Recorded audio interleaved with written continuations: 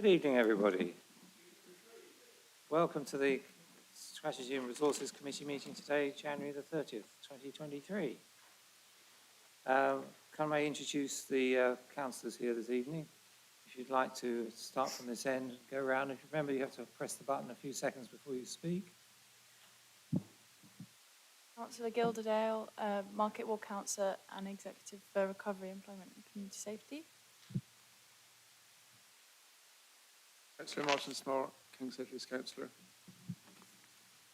Jenny Gawthrop Wood, King's Hedges Councillor and substituting for Councillor Herbert. I'm Carling, West Cheston Councillor, substituting for Councillor Sweeney. Mike Davey, Ward Councillor, Petersfield, Exec Councillor, Finance and Resources. Tim Bick, Ward Councillor for Market Ward and Leader of the Liberal Democrats.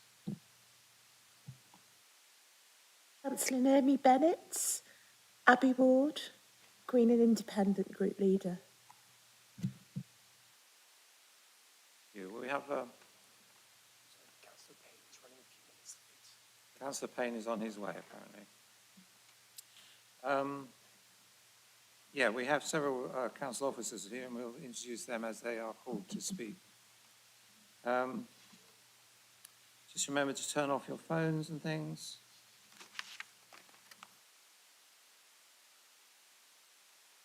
Remember that a lot can be seen by the cameras that are working for the public.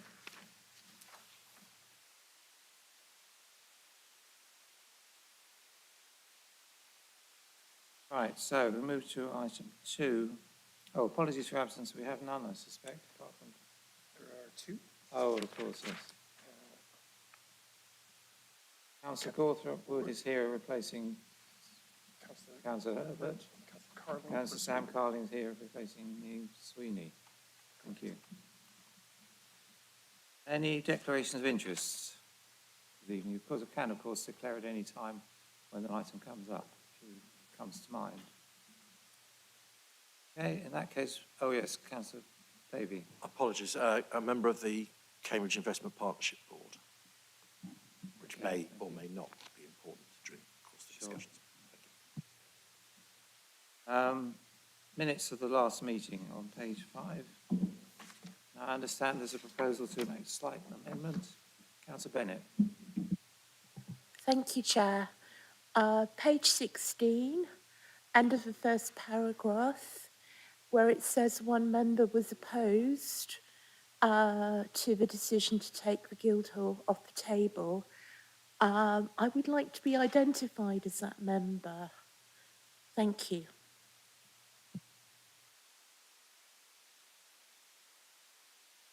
I will have those minutes amended appropriately. In other ways, are the minutes satisfactory and accepted by the committee? No objections? No? Okay. It's approved. Questions? Now, we do have one question, but it's about item 14. And I propose to take it at the same time. Otherwise, it gets really separated from the subject.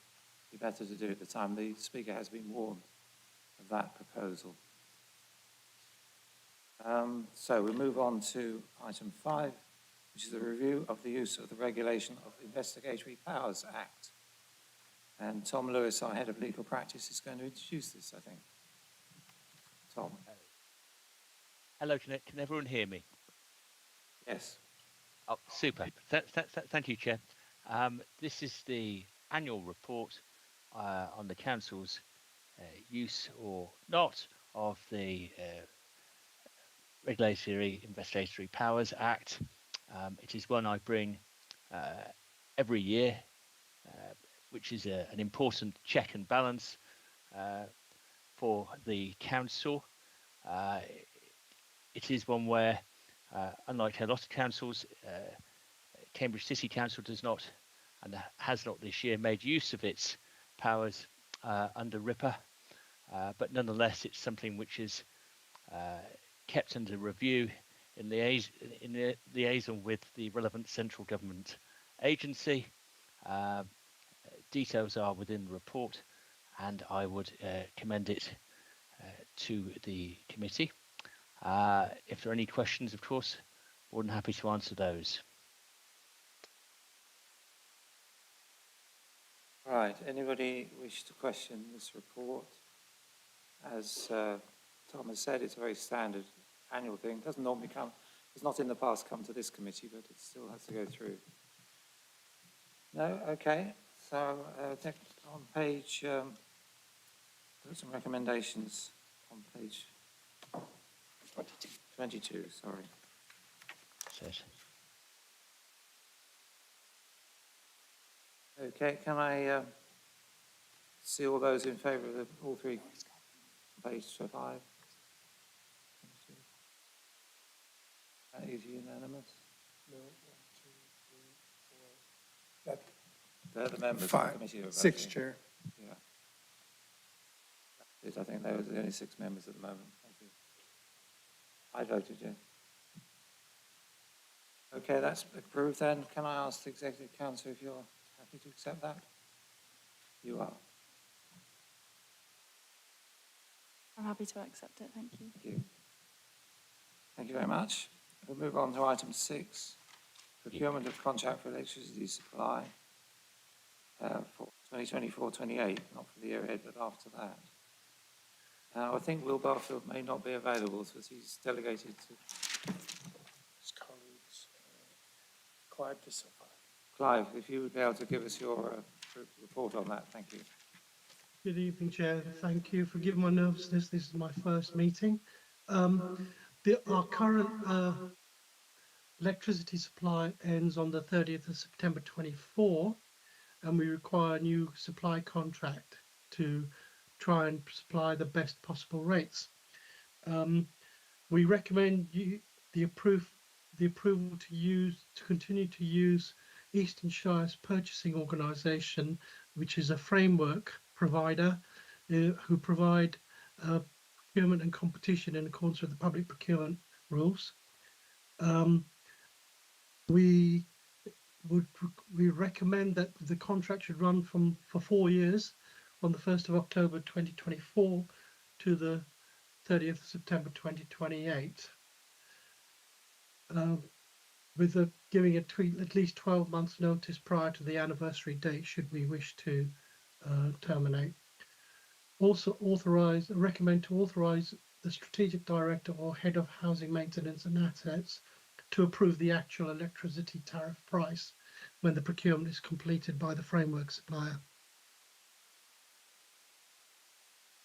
Thank you. I'll pass it over to the committee to see if anybody wishes to question the matter. Councillor Pick. Thank you, Chair.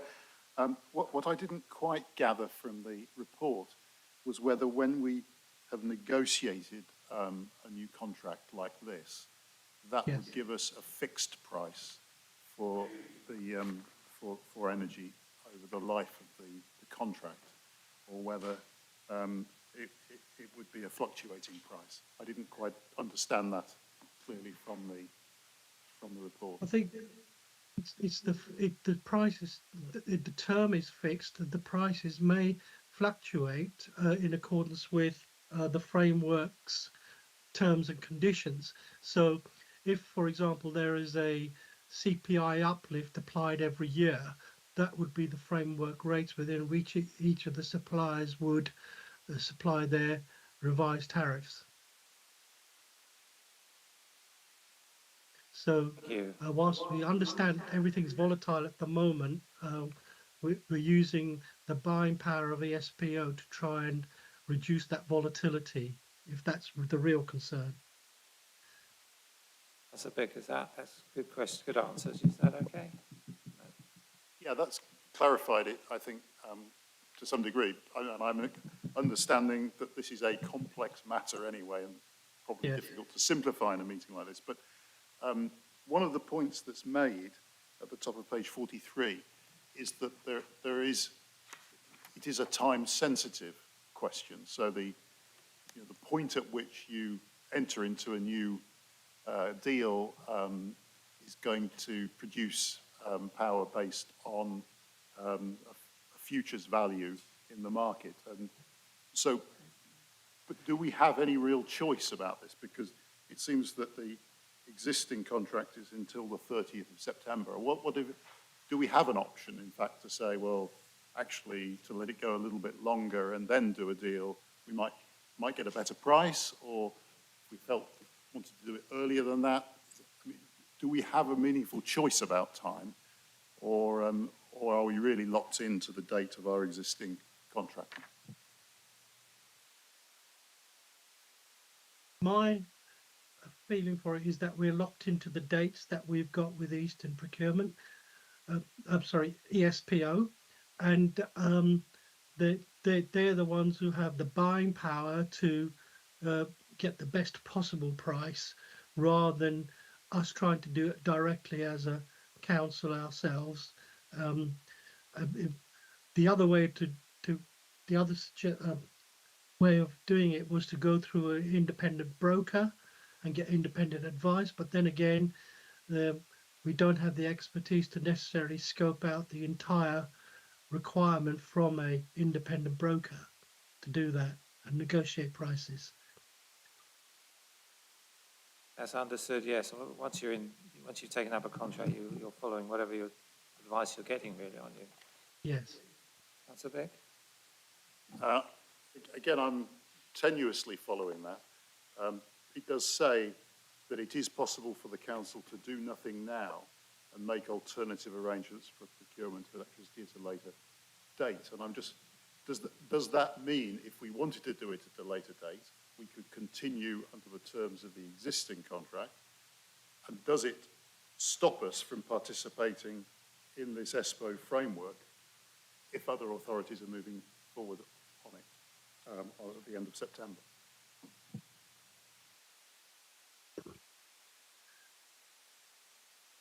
I would say that it wouldn't necessarily stop us participating with the framework.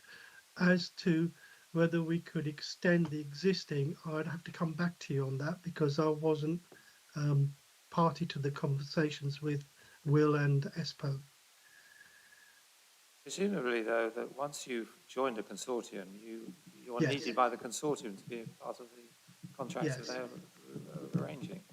So I think once you've joined something, you have to commit yourself to whatever the advice that they were expecting them to have better advice than we've got within our own offices. So I suspect that's the answer. I don't know if Mike wants to add anything to that. But it's basically have not got the advice, have not got the officers with the experience ourselves. Therefore, we're going to people who do have the experience and making the best of it. As I see it, anyway. Any further I'd wish to add to what you've said, Richard? Okay. Robertson. Sorry, have you finished your questioning now? Yeah, just to finish it, Chair, I mean, I'm not sure what the validity of that sentence really is, because it sounds like from the answer that we don't really have any practical alternative to doing what's proposed. But I was just fascinated by that sentence that highlighted that it was possible to do nothing now. And it sounds like in practice we have, it would be maybe quite a silly choice, but I'm only basing my reaction on what I'm hearing. I'm not an expert on this subject. Councillor Davey. I think you're right to the extent to it's trying to make a balanced judgment given the chaos that there is currently around inflation and heating supplies. Therefore, we employ Will to do a piece of work for us, and I think within that, Will's made what I think looks to be a good recommendation that I would suggest that we should follow. But you're right, unfortunately in these times, they are so uncertain, that can shift very quickly. Thank you, Chair.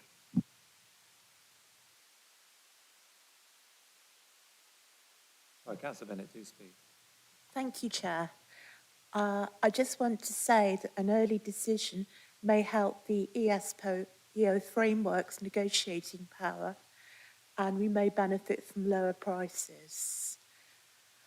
And I just also would like to congratulate Mr. Barfield on a very clear report and say that my group welcomes the insistence that 100% of the energy purchased for the council will be from renewable sources, and that this will continue throughout the term of our participation in the framework. Thank you. Thank you, councillor. I can confirm, yes, at the bottom of page 44, it confirms that. We went on to 100% renewable supplies some years ago, maybe 4 or 5 years ago, I think it was. Okay, any more questions for our officer? Oh, yes, Councillor Smart. So in the recommendations, 2.2 recommendation, can it just be clarified if the break point, well, not so much a break point, it's a where the City Council can terminate the agreement? Yes. Can you confirm that the agreement could be terminated after 2 years? If you, obviously you'd need to do 12 months notice leading up to the date of 1st of October, 2 years after the start of the contract. Yes, I confirm that. Thanks, Chair, that was all. Okay, thank you. Right, no more questions? Right, can I see, or if you turn to page 41 and 2, see the recommendations? Can I see all those in favour of those recommendations?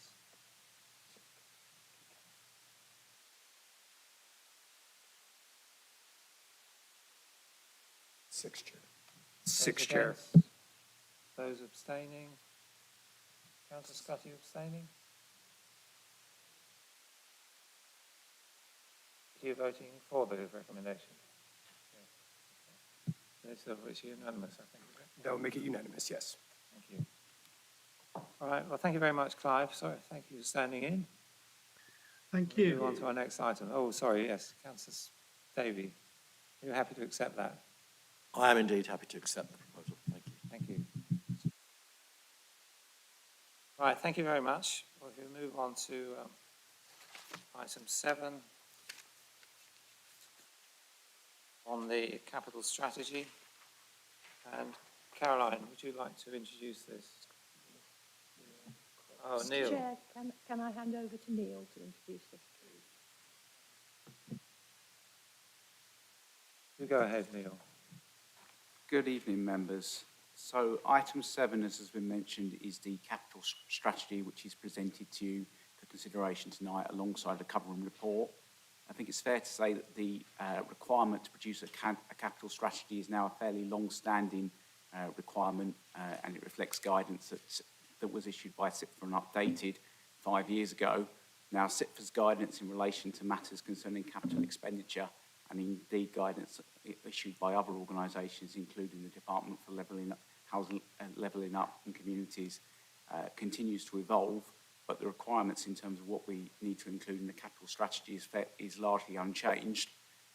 But the nature of this document is it is intended to be very broad in scope, and that means that there is plenty of opportunity for us as an authority to refine and develop it year on year.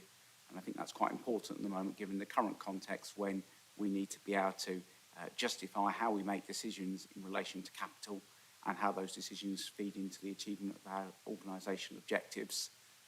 The CIPFA guidance talks about a requirement for the capital strategy to have a horizon that stretches over 10 to 30 years. And what we've recognised as officers in drafting this document, and we'd be delighted to have feedback this evening, is that some of the strategic decisions that underpin that time horizon are perhaps yet to be taken in the context of the Our Cambridge Transformation Programme. But the framework in terms of our current decision-making process is summarised in section 4. And wherever possible, what we're trying to do is reflect on our successes in delivering the capital programme in previous years, including arrangements such as the Cambridge Investment Partnership, which provides us with different approaches that we can take to deploying capital resources across a range of activities within the council. What we've tried to do within the document, and this is highlighted within section 5, is to be as strategic as possible in the focus of the document and not to encumber the document with too much detail about particular schemes. But it is also important to recognise that one of the purposes of this document is not just to reflect upcoming capital schemes which involve new and novel areas of capital strategy, but also to acknowledge that we have responsibilities in relation to our existing asset base, and this section is included in section 5, which talks about our asset management principles. We also include details regarding the significant existing commitments to capital schemes, of which the project at Park Street is an important one, both in terms of the scale of ambition it illustrates in terms of this particular local authority, and also the commentary that's included there about how the authority has managed the interest rate risk that might otherwise have been associated with a project on this scale. Hopefully, this document provides a helpful summary for readers of the approach that we take as an authority to the use of capital resources and the indication of the plans that we have for the time horizon I've already referred to. I think one thing that I would like to draw out is section 7 of the document, which is linked to an increasing focus from CIPFA and other parties about commercial activities within local government. And this section talks about how we might identify and define what we consider to be commercial activity. This links in with some of the other performance indicators which are included in the Treasury Management Strategy Statement, which is a separate item on tonight's agenda, where there's an increasing requirement for local authorities to provide information to stakeholders and residents about how the council makes decisions regarding its activities, which it defines as being commercial in nature. Appreciate this is quite a long document, but as I've mentioned, the content is largely as it has been in previous years, but I'm quite happy to take any comments or answer any questions regarding the document in its current form. Thank you. Thank you. Right, I'll go open it to the committee. Are there any questions? No? Yes, Councillor Scott. Thank you. First of all, thank you for a comprehensive yet brief report. It's appreciated. I've just got two questions. I'm wondering what is meant or how one estimates proportionality. This is at page 77, proportionality of commercial property holdings. It's paragraph 7.19 and says that, it's 7.20. The concept of proportionality is considered when in taking into account the size and scale of new property investments. And I'm just wondering how we interpret that here within the council, or whether you've got any comments about that concept. And then the other one's at page 50, paragraph C, the equality and poverty implications, where it says that decisions around individual items of capital expenditure, properties and investments will consider the equality and poverty implications as and when specific proposals are made. And I'm just wondering how we do calculate equality and poverty implications. Are you able to give us an indication on that? Thank you.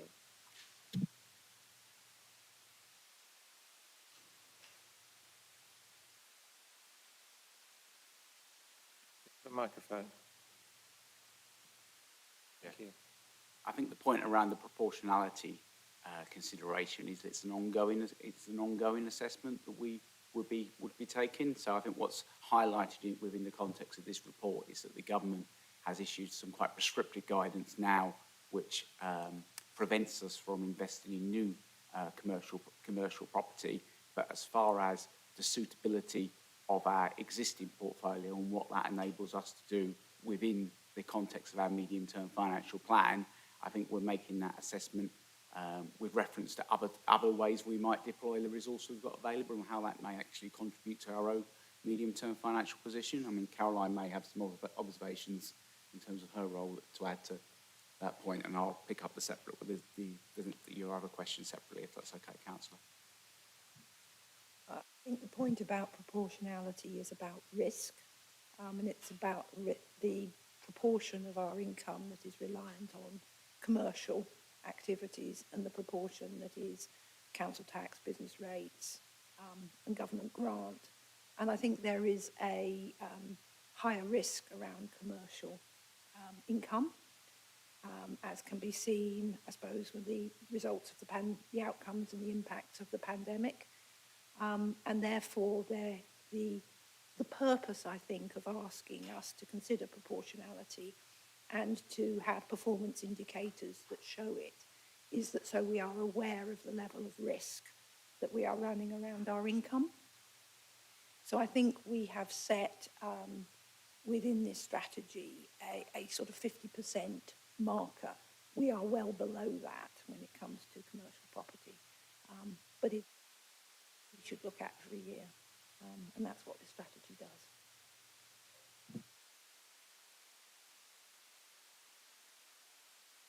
Sorry, did you want to deal with the second part? I was going to, yes. Okay, thank you, Chair. I think the point on the second consideration is partly about, linked to Caroline's point about risk, is actually understanding what possibilities the income generation, if it can be achieved with a balanced approach to risk, gives the council as far as actually tackling some of its other objectives in relation to kind of, tackling some of the poverty inequality that we observe in the city, and also actually recognising that some of the types of investment that we might make through the capital programme may offer us benefits for our residents, whether they be in the form of increased employment opportunities, increasing possibilities around making better use of our open spaces, a range of things which might sit alongside the ability to actually generate a return that kind of helps actually balance our budgets. Again, is there anything you'd want to add to that, Caroline, at all? I think you asked about how we would assess that. I mean, we do complete equality impact assessments, and indeed there is an EQIA attached to the budget setting report, and it's along those lines, filling in that standard format, that leads us to consider the various aspects of the sort of equality and poverty side of things. When it comes to the budget setting report, we have specific indicators when it comes to anti-poverty, and indeed on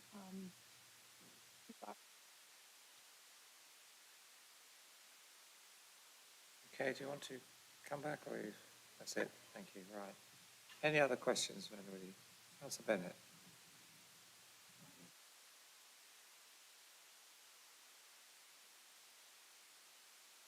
Thank you, Chair, and thank you, Councillor Bick.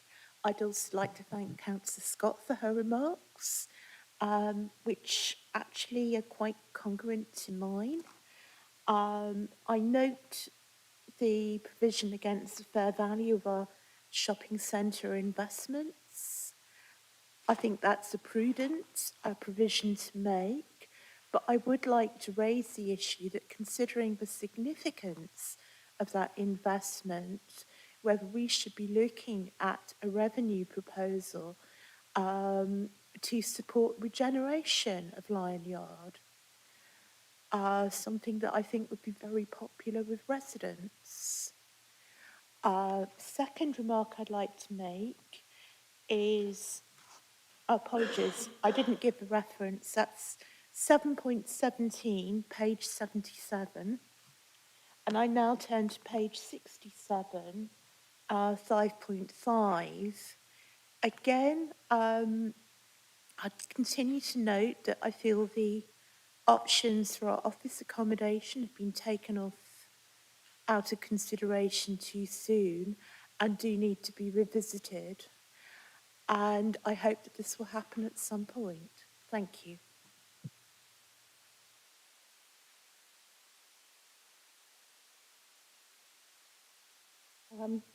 If I can respond on the Lion Yard question. This is an area that I know Dave Prinsep has had discussions with the owners and operators of Lion Yard. And at one point, we did have a proposal within our capital plan to indeed support some regeneration in that area. However, that was led by the owner and operator, and we were a contributor to it. And my understanding is that they made a decision that they did not want to involve the council, and therefore that particular project was taken off our capital plan. So we have indeed worked with them, but it is not, I think, an option at the moment. And I defer to anyone else who has a more up-to-date understanding of that. The problem is that, of course, we do not have control of it. We get the income, but we don't have control. Anyway, Councillor Davey. Thank you, Chair, and thank you, Caroline. In regards to the first question, Councillor Bennett, as Caroline's outlined, that's my understanding at the moment, and that we have a degree of limited ability to influence what happens there. However, that doesn't mean to say we can't try and exert that, and we will look at Lion Yard in the coming months and years, and obviously I'll report back accordingly. With regard to the second point, I note your comment. However, we have agreed to go ahead with the office accommodation strategy as is, and that will include the work on Guildhall, and we will report back in due course as to how that goes, and we have a plan accordingly. Thank you, Chair. Can I ask a question, actually? The council's policy is to diversify its property portfolio as much as possible, is it not? Therefore, investing more in a retail operation is not necessarily what we want to do. And in fact, that's not what was planned when we were going to involve ourselves in Lion Yard. What we were going to get engaged with was a hotel being built in there, not an extension of what it was summer shopping, but mostly it was a hotel. So I think you have to be careful about what you propose, I think. I agree with the bit whereby you said we have to be careful with what we propose. I think obviously it's also linked to other developments that may take place. So, for example, the proposed new cinema that's going in next door could have a knock-on and impact to what we might do at Lion Yard. Thank you, Chair. Councillor Beck. It seems like a lot of the questions are around a very similar area. I too wanted to ask about the commercial property portfolio, and noting that it obviously does encompass a diversity of different sorts of holdings already, but as is noted, the exposure to retail is significant, and it is attributed to that we have a decline in rental income and valuations. And I'm wondering whether I know that a number of our retail holdings have a social purpose and a benefit because they are ensuring that we do retain retail units in local centres around the city. But that is not the case with all. And I'm concerned that we, with all of our retail portfolio, remain a little bit slow in adjusting to what the market is actually doing, where retail property is not where a lot of money is going in investment in commercial property, and whether we could ensure that we're responding fast enough to the sort of surveys that are available specific to the Cambridge market, which indicate that that retail at the very least can be successfully repurposed to maintain value, even where it's not sort of disposed of and something else acquired. I just fear that looking at a 10-year program, we're going to miss important trends, evidence trends in the property market, and worried that we aren't going to actually we're going to anchor ourselves to maybe, in some sense, a bit of a sinking ship in the property market, rather than hitching ourselves to some of the areas of uplift. I think Councillor Davey, yes, if you could have a go at that one. Well, I share, oddly enough, I do share Councillor Bick's concerns, as is evidenced by other people speaking in the questions that have made to date. As you probably will be well aware, I meet with Dave Princep on a regular basis, and I have to say he's an outstanding officer who is aware, I think, of the nuances of the property market within the city. There are discussions and negotiations taking place that I think would be fair to say, I looked at Fiona here, are commercially sensitive, so it'd be wrong for me to say anything at this stage. However, it's getting that balance right again. It's about making sure you have a long-term plan which looks at how we might ensure the resource remains within the city in the long term, and having a long-term link to that. I know something you've been keen on in the past yourself, Councillor, having a long-term vision for what the city centre might look like and what the city council's role might be within that, alongside trying to be flexible. I think, if I'm being honest, I'm more concerned about our office holdings than I am about the retail. But that's to do with other things taking place within the city and nationally, the way we work, and oddly enough, it links back to what we'll be hearing from the Chief Exec from South Cambs later on. So that there's I think the retail element, oddly enough, I'm more confident about, but it's the office spaces that we hold that might need repurposing. But again, I don't know if Fiona wants to say anything. Thank you, Chair. Fiona, would you like to introduce yourself and make a contribution? Thank you, Chair. I'm Fiona Brandt. I'm Director of Enterprise and Sustainable Development, and commercial property is one part of my portfolio. Yes, just to respond, Councillor Beck, I think we need to be clear about, as you said, about the council's social purpose, and a lot of the smaller retail units we have in particular have played a huge part in that. I think if you look at the overarching valuations of the investment plan over a longer term, the values are going up, the rental income is going up, but clearly we were working to minimise voids and support business through a very, very difficult period and an ongoing difficult period. And therefore, over the last 2 years, a lot of the smaller units very much have been focused around payment plans which ensured that we minimised the necessity of voids, but also supported businesses through that period. In terms of actually reletting of smaller space, actually there are a wide range of uses that actually are normally taking up that space, new entrepreneurs, smaller scale businesses that can meet that need of the sort of rental income within the city. The largest scale restructuring clearly is more difficult, and where we are involved in larger scale retail, it tends to be in the big business parks where they are on long-term lease, and we are working with a partner around that. But overall, the valuation of the commercial portfolio is rising over the long-term basis. We did a review of it a few years ago, 2 or 3 years ago, to make sure that we were spreading our risk across a wider range of activity, and that includes looking at how we purpose both small and medium-sized space. But we are very conscious of working with a wide range of businesses around that arena and making sure that we're developing and delivering, both the income and investment function to help support services within the council, but also to support the businesses and the residents who live and work within the city. Davey? I think just two things to say. I think obviously it's comparing inner city, as if you like, for want of a better term, with areas like Hobson Square or Acorn Street, which requires a very different kind of response. The second thing, I wasn't sure if I can confirm, but the asset management plan will be published later in the spring, won't it? And so people will get a chance to have a look at the overall way we distribute our property within the city.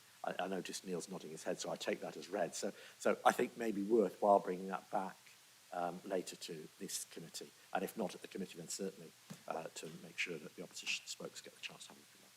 Thank you, Chair. Okay, have you completed your questions? Okay. Councillor Simon Smith.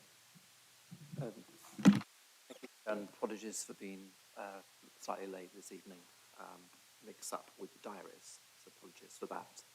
I just want to refer to page 74 of the agenda papers, and specifically the reference to Park Street development.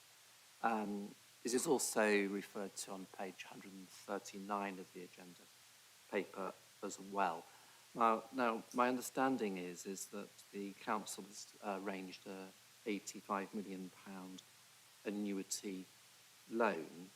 I'd be interested to know what the minimum revenue provision payments will be required from this loan, the percentage interest rate that's been secured, and if it hadn't been secured, what would the current interest rate be on such a loan?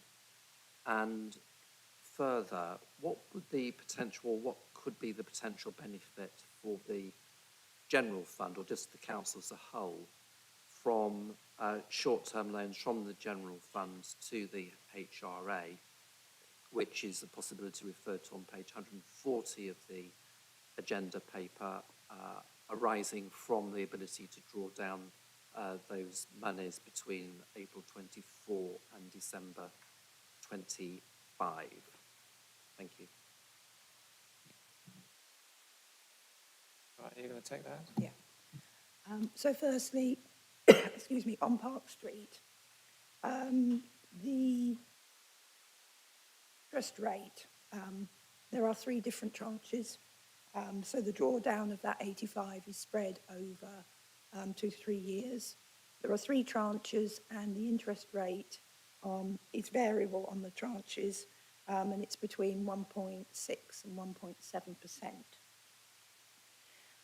If we were to be arranging PWLB loans at this point in time to draw down now, we would be looking at 4.5–5%. However, with the PWLB, you can't arrange things forward and then draw down. You can only draw down at a point in time, and the rates are fixed twice a day. So there is considerable uncertainty. And different rates, that particular scheme would have been less viable than at the rates at which we fixed the loans. The MRP question is a little tricky because it is an annuity loan, which is very similar to a domestic mortgage or domestic repayment mortgage. So through the life of the loans, you begin by paying a lot of interest and a little capital. And as you pay down the capital slowly, that changes to paying more capital and less interest. The MRP on an annuity loan is taken to be the capital portion of your payment. So the MRP will change through the life of the loans. And these are long-term loans. I think they were 40-year loans. So we have spreadsheets, of course, telling us what those capital elements would be. But it's not one sort of solid percentage through the life of the project. What all that means is we've had an incredibly good deal arranged for us by Caroline Reaver. We must recognise that. So thank you. Can I just supplementary that? Could you just calculate then quickly how much that securing that advance loan, how much is that going to actually save the council from? Because under normal arrangements, as you say, you would have negotiated Public Works Own Board monies at the time. So, given that you did this in advance, how much is that going to actually save the council? Something I can do in my head, I'm afraid. I'd have to get back to you on that one, I think. The point is, it's several £million, isn't it? It will be quite a few £1 million, I would think. Quite a few £1 million. Thank you. I don't think we caught the last part of my question, which was that you will have, when you draw down those monies, you will have monies that are actually cost less than Public Loan Work Board monies, which, until it's actually spent, you will be able to transfer from general funds to housing revenue account. And again, that should generate savings as well. Yes and no. There is some timing here, I think. Clearly, we're already working on Park Street, and we are already paying monthly, paying the bills for that. Currently, we have a cash balance and we are paying those bills out of our cash balance. At a point in time, we will have depleted our cash to the point of our sort of everyday needs, short-term loans. And at the point we do the big drawdowns, we will be able to convert the short-term loans to the longer-term loan and probably fill up our cash balances again. The point I think about the HRA is at the moment the general fund has cash. It can lend to the HRA on a short-term basis. Now, currently, interest rates are particularly high, PWLB rates are particularly high. So if we can use the cash we have in hand to delay the point when the HRA takes out long-term loans, we are likely to reduce the cost interest rate on the long-term loan that the HRA takes out. So I think the answer to that is we manage the cash resources of the council as a whole, not really separating the cash balance as a whole into HRA and general fund for day-to-day management. So therefore, it's not, I think, whether we can lend to the HRA or not is not dependent particularly on the Park Street drawdowns. It's more dependent on our everyday cash balances and where we sort of sit in the use of those balances, whether it be for Park Street, other schemes, or just everyday cash management. Yes. Related question. So, in relation to the construction contract, was that fixed price, or are you at the mercy of the current inflation in construction costs? It is a fixed price contract. Yeah, I think that demonstrates the incredible performance by our finance people in able to, what is actually our biggest investment, to secure cheap finance and fixed price construction costs. It's de-risk development. It's quite a remarkable achievement in the under current market conditions, and I'd like to congratulate the officers. I'm sure everybody would like to join me in congratulating the officers in negotiating such amazing deals across the piece, not just construction, but finance as well, with all these knock-on effects it will have on the HRA as well as we draw down the money. Thank you. I certainly agree with that. Councillor Davey, you wanted to say something? I think Councillor Smith said everything I'd want to say and more. Congratulations to the team. Thank you. Any more questions? Okay, well, on page 49, we have the recommendation to recommend the strategy to council and note this programme. I see all those in favour, please show.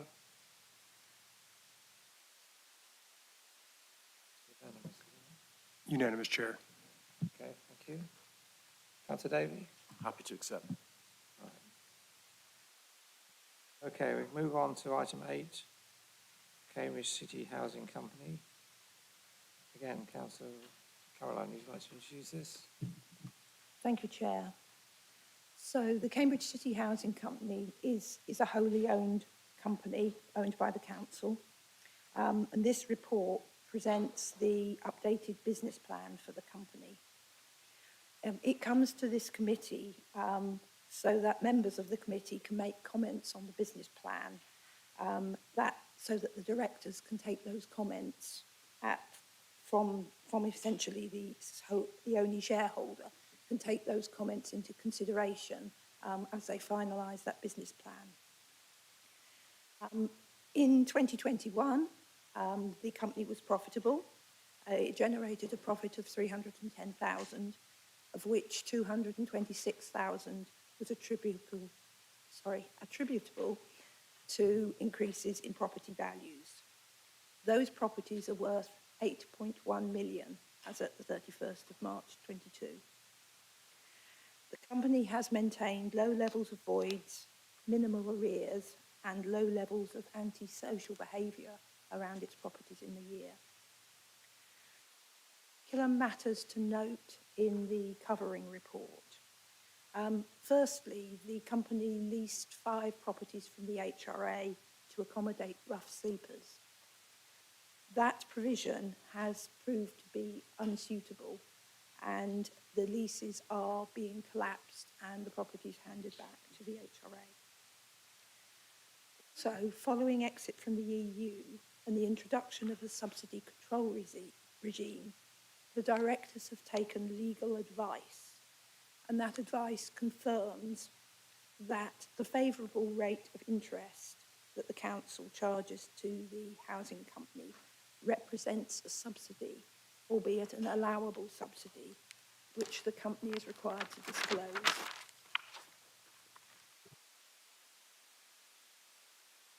Changes to the MRP regime, which we reported to this committee last year, have not yet been finalised by government, although indications are that the treatment of the loan will not change, and therefore the council will not be required to charge MRP against that loan.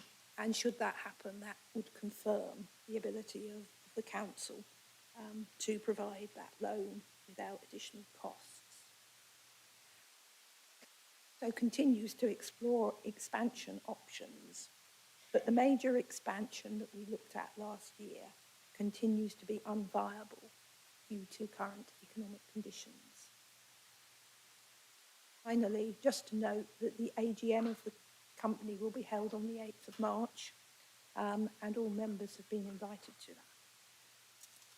Thank you. Any questions? Councillor Bick.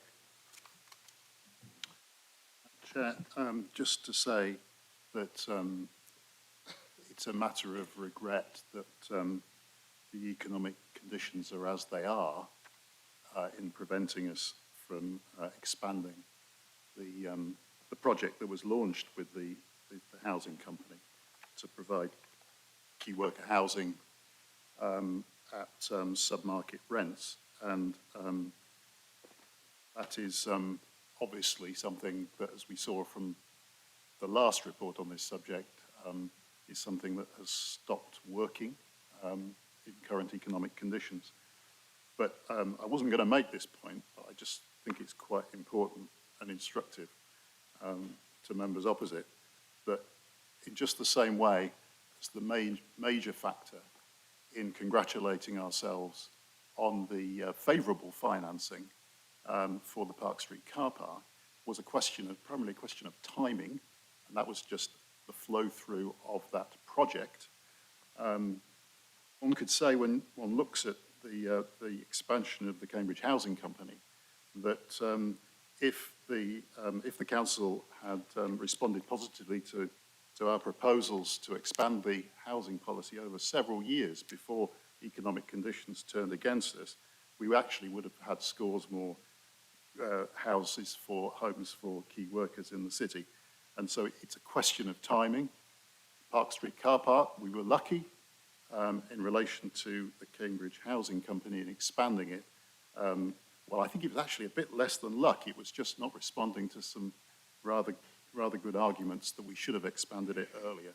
But the same thing cuts both ways. These are timing issues.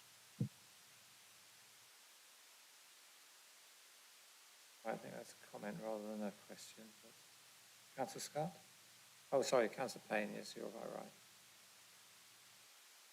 Thank you, Chair. Thank you, Councillor Scott. I appreciate it's a question that possibly takes a bit beyond the realms of this committee, but I doubt any of us sort of want to let it pass. It's obviously really disappointing to hear about the need to close the lease on the housing for rough sleepers, and I'm aware of some of the issues around that, as I think there were some of those bubbling around Histon Road as well. I just wondered if you're able to tell us anything about what happened to the people whose leases were closed and what the next steps were there to make sure they're properly accommodated.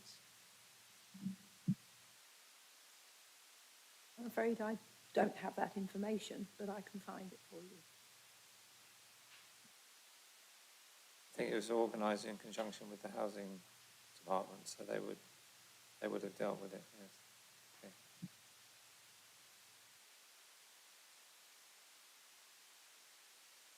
Okay. Actually, one of my questions was along the lines of Councillor Payne, but I just wondered, are there any negative financial implications from the fact that these leases have been collapsed prematurely? That's one. And then, how was it found that it was unsuitable for the cohort? And then, following up from Councillor Payne, effectively, you know, what do we do? COVID is now over, but what do we do about those individuals who are housed in that way? So that's on that paragraph 1.3.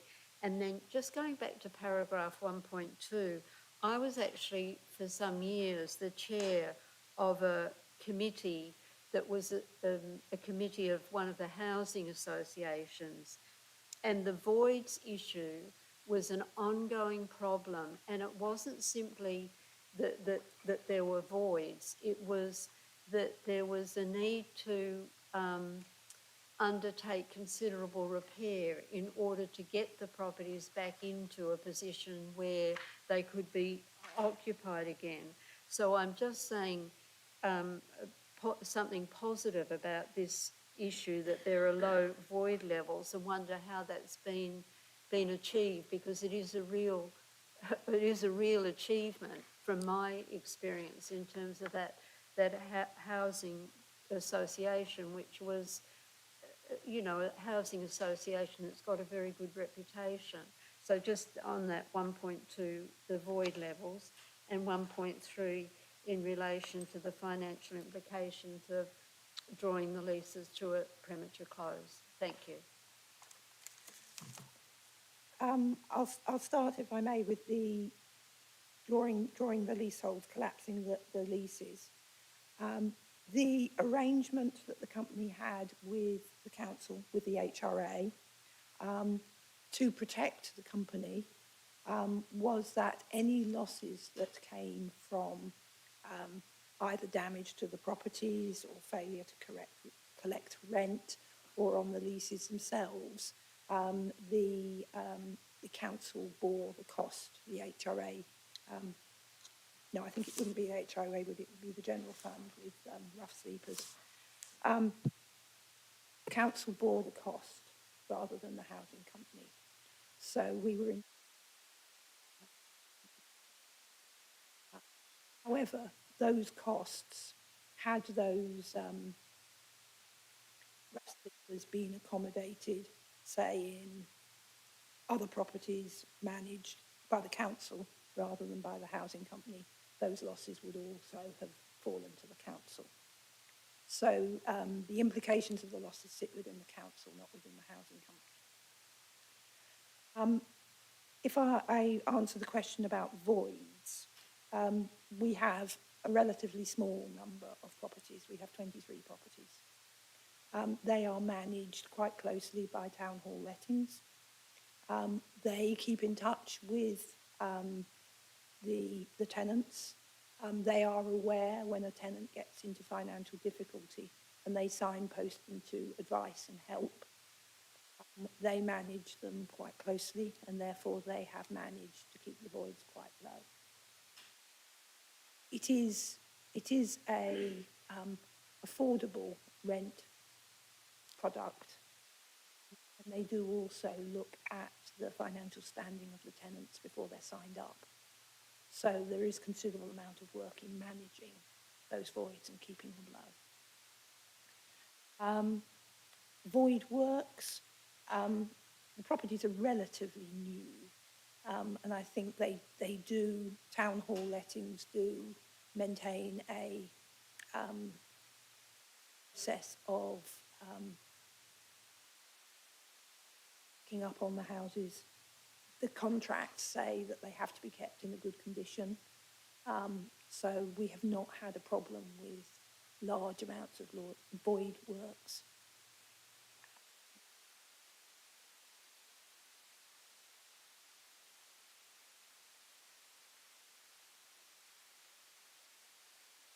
Councillor Davey, you want to come in first?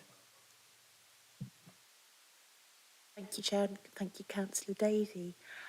I just wanted to comment on one thing. I think this is a worthwhile experiment, and it was a good thing to try.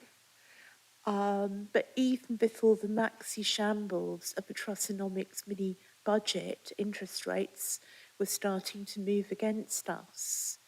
And it seems pretty clear that the prospects for expanding this venture may be quite limited over the medium term. And in that case, we have the issue that small company, small portfolio, inefficient in terms of management costs. I think at some point a decision needs to be made to consider disposing of this portfolio to a housing association. And I'd like to make a diary note forward that if there has been no improvements in the position in 3 years, that a disposal should be actively considered. Thank you. I think you need to understand the background to these companies, these set of houses. They were built by a company called Keepmoat, who went bust, I think, if I remember rightly. They were built for sale originally, I think. We bailed the whole thing out and put it into the housing company.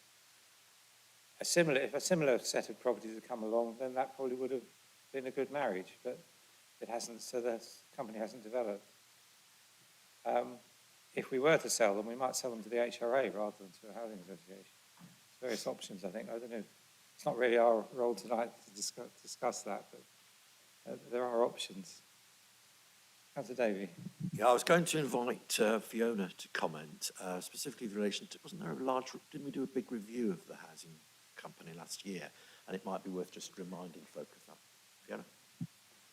I think in terms of the actual review of the housing company, Caroline's probably better placed in a sense to comment specifically on that. But if I may, just to talk about, generally we have talked about the purpose of the council in supporting a wide range of tenures and needs across the city outside of what the HRA can currently do. And I think there are a number of discussions going on as to how that may be taken forward in future and what models of company or that we might need to do that, whether that's using the housing company or whether it's developing some new routes. So I think that particular discussion would need to be taken into account as part of the wider conversation. But Caroline, I don't know whether you specifically want to comment on the review itself. Work that was done last year in relation to the housing company related to the possibilities for expansion. But in regard to this particular discussion, my understanding is that it has now been agreed that the HRA will take on affordable housing and therefore could take on these affordable houses if that's what the council wants. And clearly the council is the shareholder of this company and therefore it quite rightly should consider the future of the company. So I think that was just worth noting, that this particular product could be within the HRA now, as I understand it. One final comment relates to Councillor Bick's opening remarks. It did seem a bit churlish, Councillor Bick, if I'm honest. We were lucky to make millions, and it didn't really demonstrate a commitment to what the finance team did. We weren't blowing our trumpets, we were actually blowing the trumpets of the finance team and the work they've done. Equally, with regards to the Cambridge Housing Company, it could be argued we managed to keep the company going, albeit in difficult circumstances. I'm not saying we couldn't have done better, but that's like trying to guess with hindsight that if we'd have done this, then it would be better now. So I have to say I take a bit of issue with what you say. Thank you, Chair. Councillor Smith. I think to compare an £85 million investment with £7.5 million and put the first very innovative approach that was taken by the finance team as luck, I think that remark really should be, I really don't think you should withdraw that remark, Councillor Vick. I think that was most inappropriate. Just on a small point, I think that it might be for the officers to consider exercising their right to review the terms of the loan, because as I think as matters stand, the company is paying or will be paying corporation tax, and I think if the interest rate is raised, then we won't be the company won't be losing money in the form of corporation tax. I just think we just need to refine the way in which the books are balanced. I don't think we should be sending money back to the Treasury when they're so mean with us. I'll answer that, Caroline. It is certainly something that we keep under review. Percent of the loan compared to the value of the portfolio does mean that we have to be aware of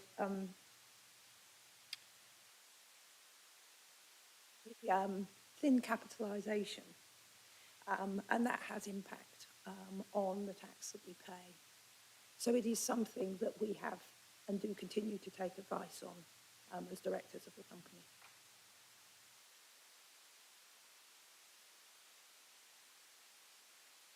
I don't think there's any more questions, so if I can take you to the recommendations on page 84 to note the business plan, and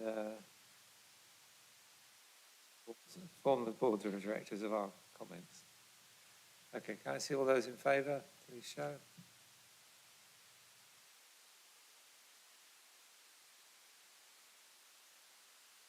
Seven, Chair.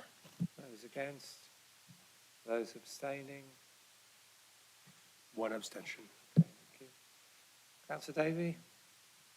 Happy to accept, Chair. Thank you. Right, we move on to the item 9, the Treasury Management Strategy. Again, are we going to have Neil? Or, Neil, would you like to give us a Thank you, Chair, and thank you, members. So this is the Treasury Management Strategy Statement, which, as the start of the report explains in the executive summary, is an annual document, and it's part of one of the 3 Treasury Management reports that we take to this committee each year. What you're being asked to do this evening is to consider the content of the report and decide whether you're content for it to be recommended to Council for approval. I think I want to say again that this is another document where the content is largely prescribed by guidance set out by SIPFAT and by government, and as a consequence, much of the content that you'll see here, including the tables and the narrative, is consistent with prior years. However, consistent with some of the discussion which has already taken place this evening, you'll notice that some of the numbers have changed, particularly those that reflect the current interest rate environment, which has resulted in the council being able to benefit from substantially higher rates of interest being receivable when it places surplus cash with counterparties. Many members here tonight will be aware that our main counterparties are either for other financial institutions and indeed other local authorities who may find themselves in a position where they need to borrow cash in the short term for a range of reasons. I think it's worth noting that it has been well documented that some local authorities have been experiencing financial difficulties for a range of reasons. Some of those authorities are organisations that may have sought cash from councils like ourselves who have a positive cash balance and cash available to invest. But I think it's worth noting tonight that we are not in a position where amounts that have been previously lent to Thurrock Borough Council, which is one of those councils which has been mentioned in the press, are still awaiting repayment. All amounts that were lent previously to Thurrock Borough Council have now been repaid, and that was achieved on time in December 2022. I think the other point that's worth mentioning in the context of our activity around the investment of surplus cash is that there is considerable interest both from local authorities and from investors more generally in not only the security of the funds that are being placed either in the short term or the medium term with counterparties, but also in the arrangements that those counterparties have in place in relation to the use of those funds. This is often referred to as ESG credentials, which are the environmental, social and governance credentials associated with counterparties. I think we as a local authority are continuing to work with our Treasury advisors, which is Link Asset Services, to ensure that we're able to provide as much information as possible about the ESG rating or ESG credentials associated with our counterparties, so that can form part of the approach that we are considering to the extent that members want it to be considered when we are making investments. But I think it is an area where the industry is still developing reliable metrics that organisations like ourselves can use, and we will be bringing information to the future meetings of this committee regarding that topic. If anyone has any particular questions on that area, I'm happy to do my best to answer those. It's also been mentioned this evening about the Council's borrowing needs, both in terms of the General Fund and the HRA. Within the document, Section 4 on pages 139 to 140 of your agenda pack provides some information about how the Council manages its external borrowing. And I think it's worth noting that in the medium term, there is an expectation that both the HRA and the General Fund will need to undertake external borrowing. The nature of that will obviously depend on the environment at the time, and we will be, again, seeking support from our Treasury advisors to provide advice regarding the duration and type of loans that we ought to be taking, notwithstanding, as has already been mentioned, the commitment we already have as far as advanced drawdown in relation to Park Street. The other point I just wanted to mention quickly was in relation to the liability benchmark graphs that are included in Appendix C on pages 158 to 159. Members would have seen these included in the mid-year report that was brought to the previous meeting of this committee. This is another new requirement that CIPFA has introduced to actually enable members to look over the a longer time horizon what the Council's borrowing requirements might be. And I think it's just important to mention that these benchmarks have been represented now based on some advice that we received from our Treasury advisors to show the position of the HRA and the General Fund separately. And I think that does lead to the graphs being quite different for a range of reasons. One of the most significant reasons being that the guidance states that the graphs are to be based on the existing capital programme, taking account of capital schemes that have been approved at the date of producing these particular graphics. And what that means is that you'll see that in terms of the HRA, the Council's long-standing, long-term commitment around house building is reflected in the fact that the capital needs to actually finance that investment are reflected in the sort of longer-term spread of the graph, whereas as far as the General Fund is concerned, you can see that there's actually a peak coming in 2024, which is associated with when the financing kind of is needed as far as current commitments are in the capital programme. That's obviously not to say that as future decisions are taken regarding future capital programmes, which links in with some of what we were talking about earlier in terms of the capital strategy, that peak might not be pushed into the future in relation to other investment that is either desirable or required over the length covered by the capital strategy. But I thought it was probably useful to provide that context because that is a change from the form in which you've seen this information presented previously. I'm happy to take any questions regarding this report. Thank you. Any questions? I have one. On page 157, I couldn't quite understand the figures at the top of the page. I think the heading at the bottom of the previous page is related to them, but I didn't understand what they were telling us.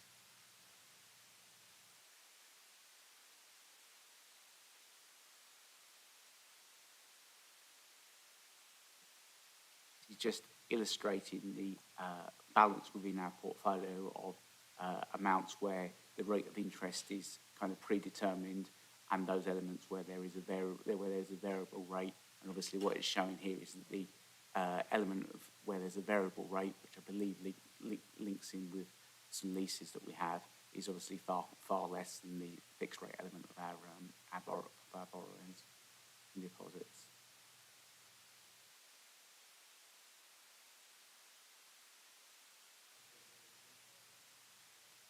I think they're actually presented the other way around, somewhat confusingly in this indicator, but I can confirm that for you and come back to you.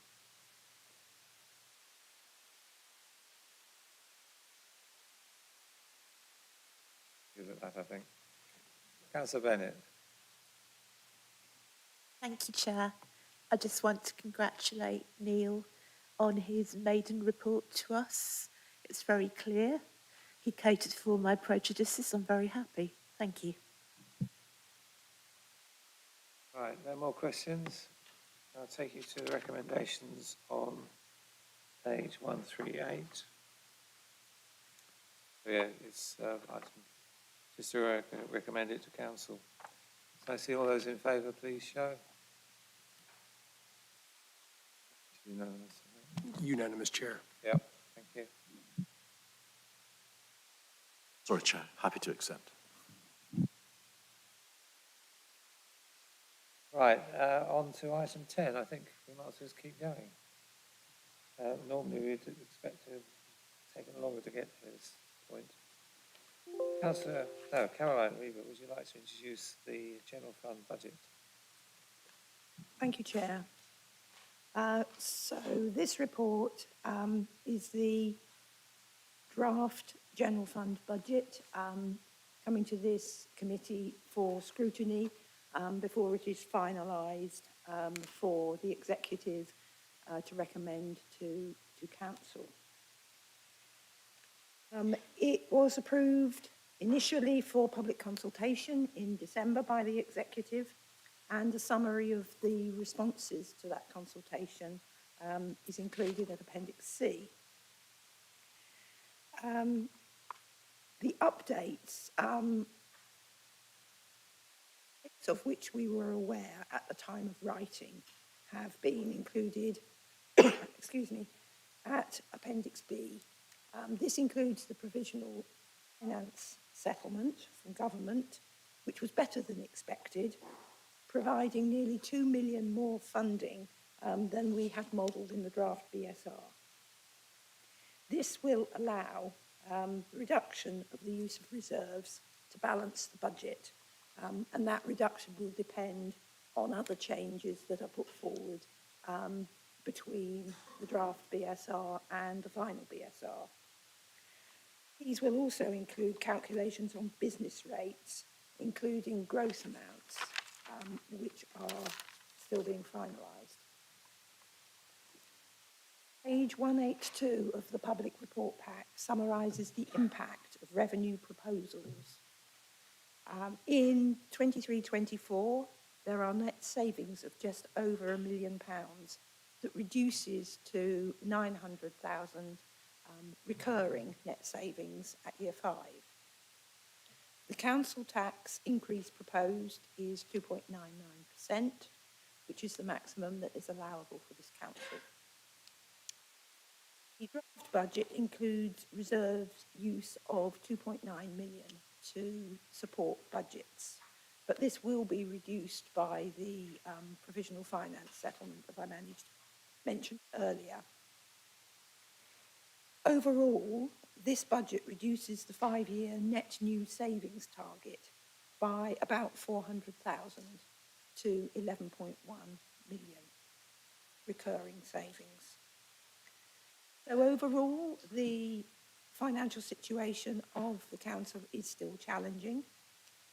The Our Cambridge programme has been refocused to look at minimum viable options, whereas you recall previously a 5 million savings target or requirement was identified for that programme. And as I'm afraid we always say, reserves can be used only once, and page 195 shows possible reserve profiles with different levels of savings achieved.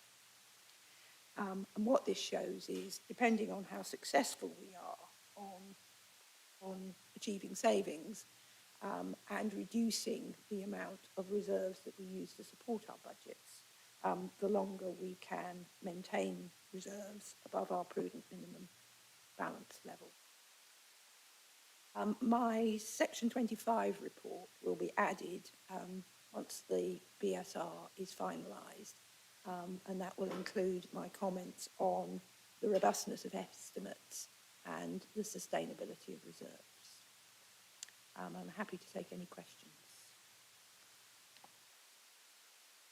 Right, now we have to remember that the arrangements for dealing with the budget have been changed this year. As Karen Weaver has said, we've got the executive, there's been one executive meeting in December, there's another one in next week, which will deal with more of the issues to do with the bids and proposed changes in budgets that might follow from the further resources we've got. But well, I think if we can talk for the moment, if we can discuss the basic strategy and financial viability of the budget. And I have got a set of recommendations to be considered, given to us by the Liberal Democrats, but we'll come back to that in a little while. First, can we deal with the basic budget? So any questions on that?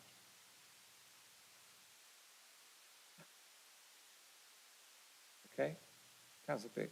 Sorry, just to explain the silence from our corner on this, we do feel that we answered and asked a number of questions at the executive meeting in December, and we do have some views about overall strategy, which we will be bringing forward to full council in accordance with the procedure for the new budget process. Okay. Well, there's no questions on the main basic strategy. I will. Oh, Councillor Bennett. I just wanted to add that Green and Independent Group is deferring its comments. We don't want you to have to sit through them 3 times, but I'd be very happy to indicate what we have in mind if people would like a heads up. Otherwise, I'm happy to continue on. I don't think it's the role of this committee tonight to take it to executive next week. All right, in that case, we'll move on to this amendment that's been put forward. I suppose it is it? Is it a form of an amendment? So it's a proposed amendment, and okay. It's been to vote on whether adequate. Well, there's a proposed amendment, but because it's all to do with the bids and things, I think we'd be better to pass this straight forward to the executive, and there's no point in discussing it here. We haven't got the executive councillors that are relevant to it here, so I think we should just vote to pass it through to the executive next week. So I'm proposing that these page of recommended approved adjustments be passed forward to the executive and not dealt with tonight. Can I see all those in favour?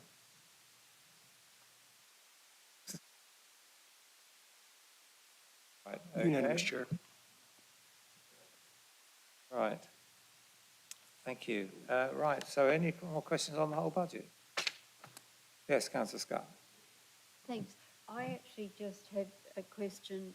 This is about Appendix C and about the consultation that was undertaken.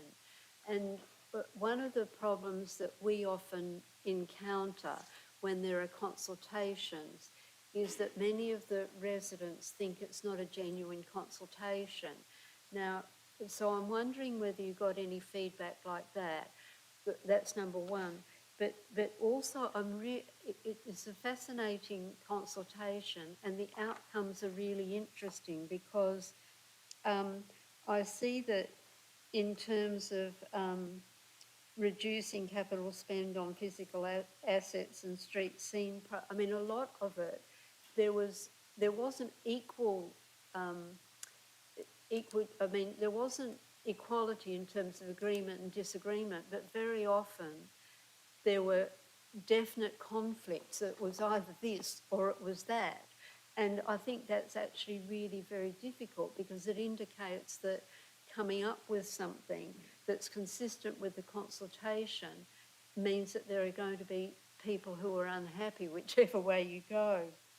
But I thought also it was interesting that they want increased income from commercial property where viable, and that was very strongly agreed with. And the one about selling or letting underused buildings, that was hugely agreed with. But there was also, on the issue about delivering services to reduce specification or frequency, it was there was a strong support for that, yet there was also a conflict. But there was something I just did want, I know what I really wanted to refer to, and that was, this is on page 249, and the priorities for Cambridge. And I thought it was really interesting that they want to maintain the services, particularly collecting waste. I thought that was really good. And then reduce poverty. And yet it was very low in terms of developing skills of local people. And what I thought is perhaps that's incorporated into reducing poverty. But I guess just to sum up, all I wanted to say was this was really important, I think, to do this consultation.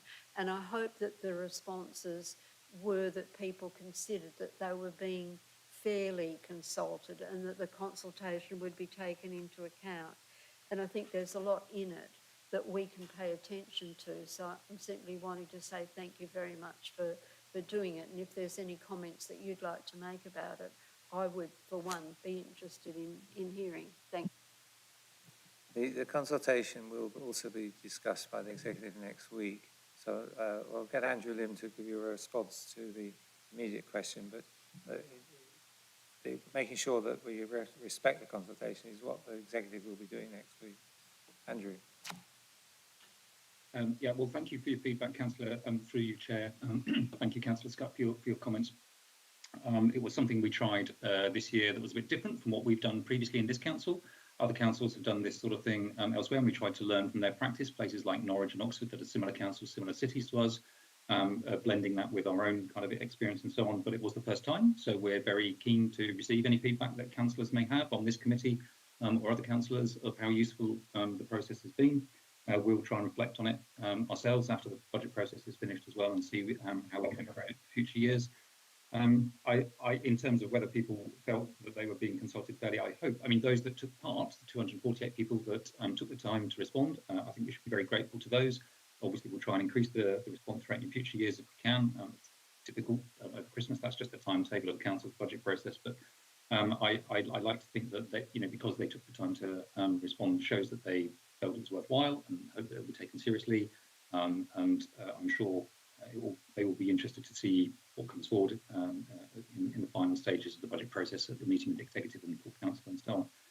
So yeah, I think it was an interesting process. I agree with Councillor Scott's comments that it's highlighted some interesting kind of perspectives from the members of the public that took part on their support or degree of support for a range of options the council could take.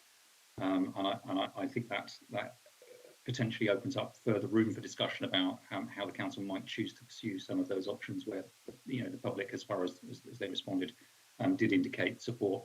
And my personal observation of that would be that there is a body of the public out there who, if the council can explain its financial challenges clearly and explain the changes it's proposing to make sufficiently clearly and recognise the impact it's having, then there is a body of the public that will support that. I thought the responses on the council tax kind of question, for instance, were quite noticeable as well.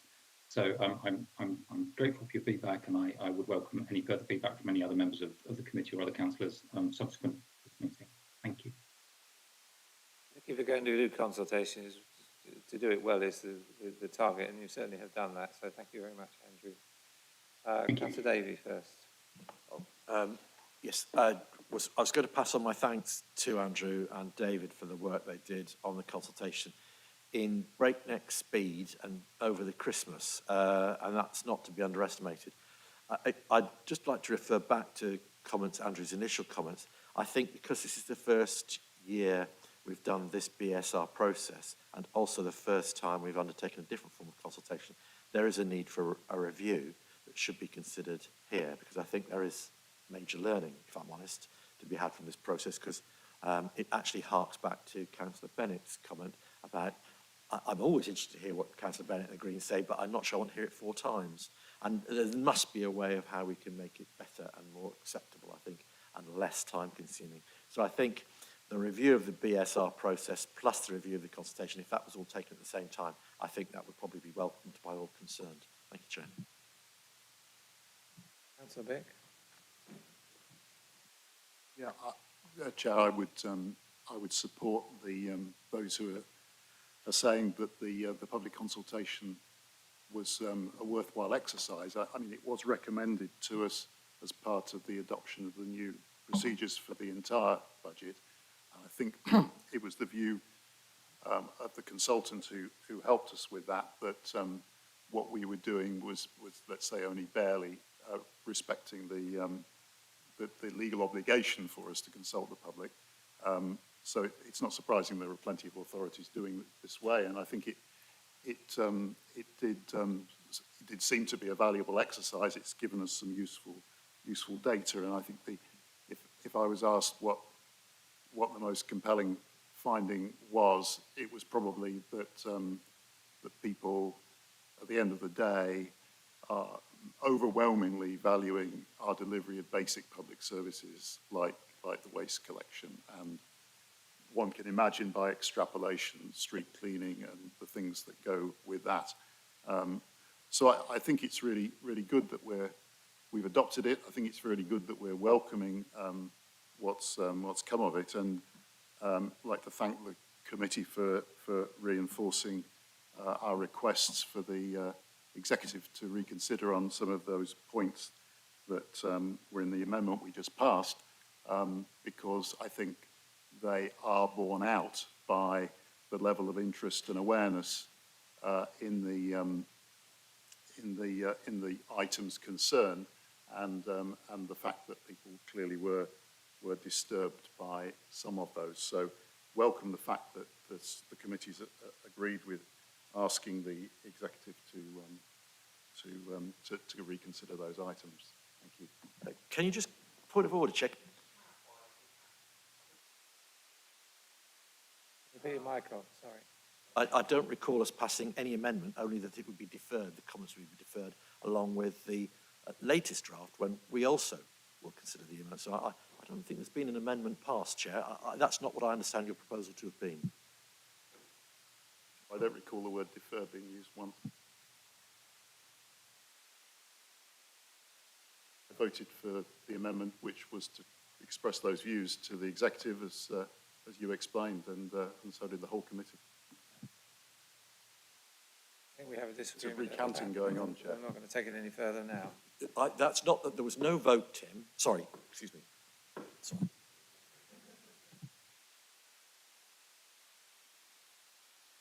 I was aware at the time that it felt rather odd that we were all supporting what could be thought of as the Liberal Democrat amendment.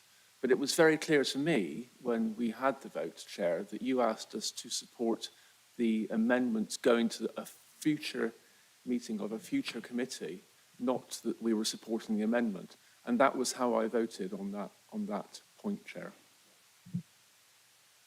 Yes.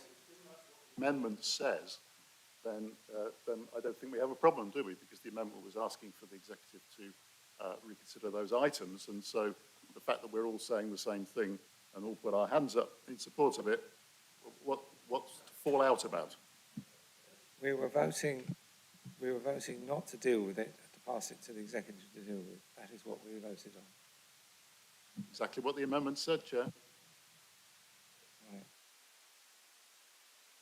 Councillor Smart. Sorry, what did we put our hands up Just to be for? clear, I was voting on what the chair of this committee said, and if there is to be some dispute about what we did not vote on, then I would like to have to vote again, please, Chair, on that matter. We'll put it to the committee again. The item will not be discussed and will pass to the executive to deal with. That's the proposed amendment. So I will oppose this amendment if I may, Chair. Without discussing it, please show.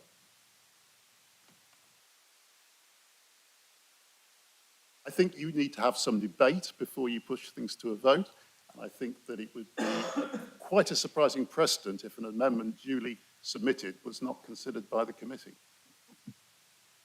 I don't think that's a problem at all. I don't think we need to. It's not appropriate to discuss it tonight because we haven't got the executive councillors here to provide you with answers. So I'm not. What are going we to accept the- scrutinising then? I'm not going to accept the amendment, and I've made a proposal which has been voted on and has been agreed. Shall we take Chair, could you any more advise the questions? procedure on this, please? We have submitted an amendment, Yeah. and you have refused to even have the matter debated. Is this what you're saying? The matter is not for this committee to deal with. It's for the executive next week. Therefore, we were passing it straight on without. Well, I'd dealing invite with you it. to look at the item, the title of the item on our agenda, which is the scrutiny of the general fund budget. And that is what we wanted to do by proposing our amendment. And are we saying that the item is not worthy of our agenda or what? There was an agreement made by all parties last year to propose a new structure of the procedure for dealing with these matters. That allowed us, made clear that this matter would not be dealt, these matters would be dealt with at the executive and not here. You brought the thing forward in a contradiction with that agreement which you had made with the others. Now, I'm not going to accept it tonight. Mr. Chair, because it's not I relevant would to ask deal with for you these to matters. take advice from the monitoring officer on this question, please, and adjourn until you've received it, because I have never, in my years on this council, ever been to a committee where an item appears on an agenda, headed scrutiny of general fund budget, in which discussion is prohibited by the majority saying we don't want to talk about it. What is the point of this item on the agenda if we cannot talk about it and cannot ask the executive to consider views? That is what we are here for. That is what this agenda item was here for, and that is what we agreed the budget process for. So what you're saying is you want the matter discussed 3 times. You want it discussed tonight, you want it discussed at the executive, and you want it discussed at the council, no doubt. That is that's contrary to the agreement which you signed up for, as I understand it. And that's why I can't accept it, because you're breaking your own agreement. Chair, can I ask for you to adjourn and take advice from the monitoring officer on this, please? I will do that, yes.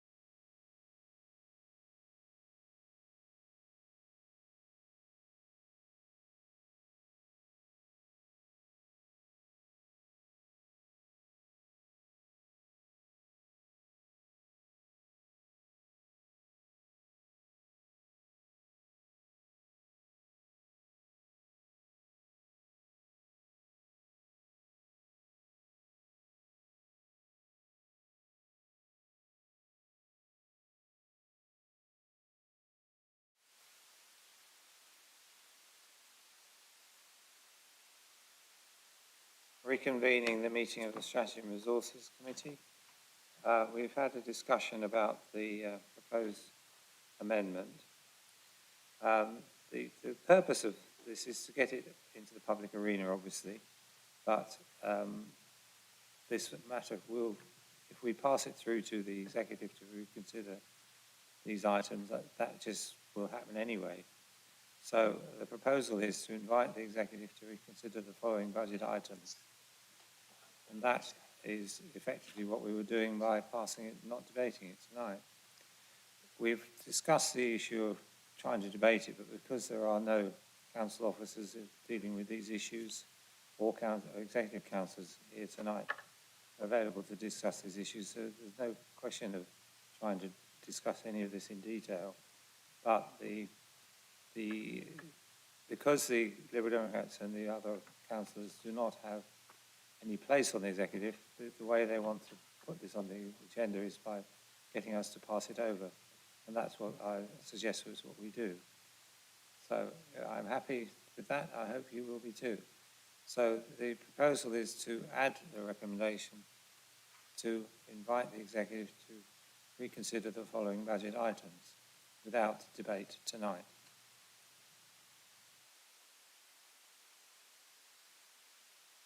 Yeah, just Chair, thank you for that clarification, which is very welcome, and what I thought, and so I'm very happy with that. I find it's a bit disappointing that I was asked, what officers would need to be here to debate those items, and I highlighted them accordingly.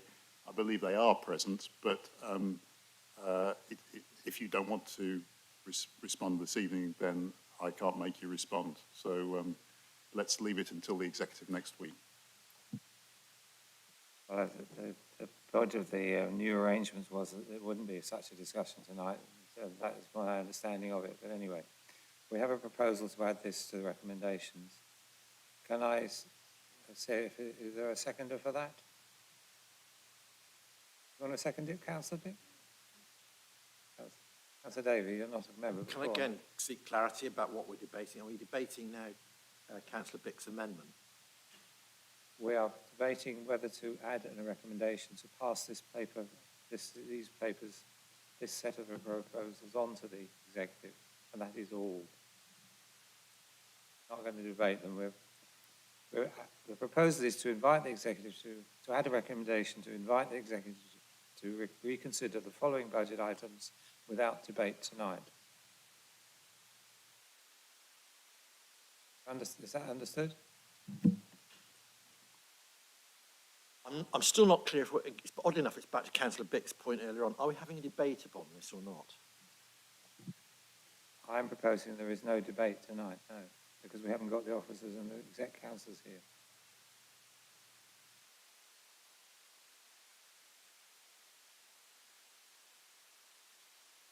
Right? That's so smart. Can we clarify the position, please, Chair? Because you have said we do not have the officers and executive councillors here. Councillor Bick has said that we do.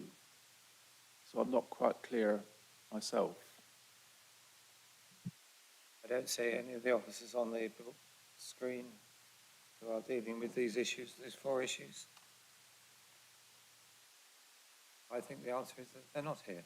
Chair, if I understand the amendment correctly, it's that we are then discussing these things at the exec next week.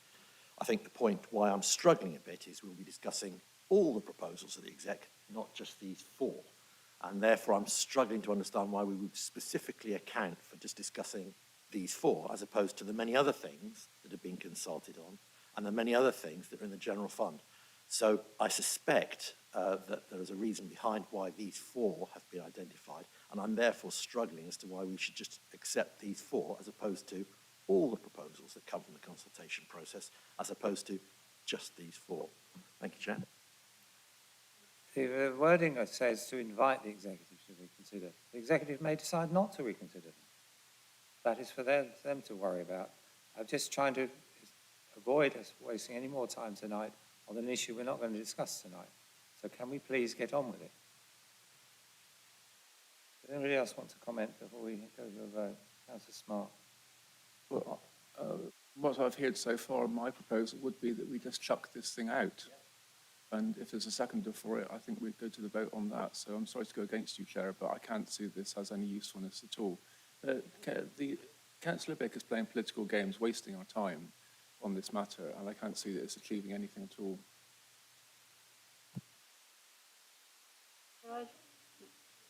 Councillor Scott.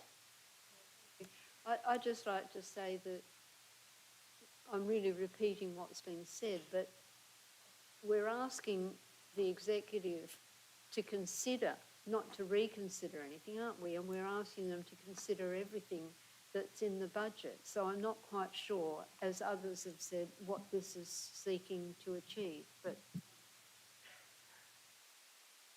Well, you could put it this way, that although we have a big majority on the council, we do have to recognise that the opposition have a role in bringing items to attention. We have to accept that. That's a fact of life. The opposition do not have the opportunity to put proposals to the executive because they're not members of the executive. Therefore, we are enabling them to pass this over without wasting any more time tonight. And that is why I'm proposing it. It's a way of accepting that it'll get debated anyway because they can raise it in questions. But they are wishing to provide, they're wishing to bring this to the attention of the public as large, no doubt, in the newspaper this week, probably, possibly next week as well. But that's the way of the world. I would rather not waste any more time on this and ask you to pass this over. I can delete the bit of wording where it says because we haven't considered it ourselves. That is correct. So we could change it to a recommendation to invite the executive to consider the following budget items. Chair, Councillor Smith. can we move to the vote, please? Yeah. Anybody else wanted to comment? No? Councillor Bennett. Thank you, Chair. I just want to comment as a neutral. This is a new budget process for us. We're all learning our way around the structure. I think we should be forgiving if we feel that people have made a misstep. I will have to admit that I wasn't entirely sure about the process, and I did bring a summary of our proposals just in case I needed to give it. I think we should give the Lib Dems the benefit of a doubt, be gracious, and let them vote this proposal over for the executive and carry on. I'm aware that we have a member of the public who's been waiting patiently since 5 o'clock to put her public question, and I don't really want to hold her up any further. Thank you, Chair. Okay, so can I again put the proposal to you to, I'll read it out again, to recommend, add to the recommendations to invite the executive to consider the following budget item. All those in favour?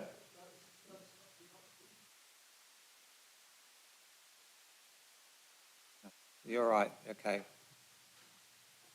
In what way have we considered these, and therefore how can it be a reconsideration? It's the executive that are going to do that. The executive are going to consider the whole budget. We are scrutinising, and if we don't want to discuss it, that's all fine by me. But these are points that we have singled out and made a special request to be looked at again. And I think that you need to respect the wording that's given, because obviously they're going to consider the whole budget. These were particular points that appeared to us based on the evidence that we've got that it would be beneficial if the executive paid special attention to. And it's no more or no less than that. I mean, they are the final arbiters of this matter, and we as an opposition group, I think, have the right to say that and to put that point of view, and that's what we're trying to do, and that's what I agree with the way you put it just now, that we should have that right. What is your proposal then? What changes from what I was suggesting? You just started changing the words in our proposal for us. All right, so you want us to vote on your proposal as it is exactly? In which case, we'll vote it down and put our own one forward, if you like. Well, Okay, if they, Okay, well, the proposal as the wording is I suggest is not acceptable because it's not the wording I was putting forward earlier. And I would suggest that we vote entirely on the wording as it is now, that I put the proposal to you to invite the executive to reconsider the following budget items. Those who are against that, please show.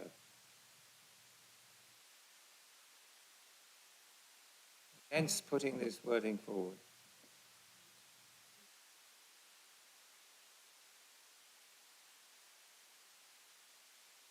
Chair. Right. Now, in order to save democracy, all those in favour, yes, that's true. you just forgot that point. This is democracy gone mad. 3, Chair.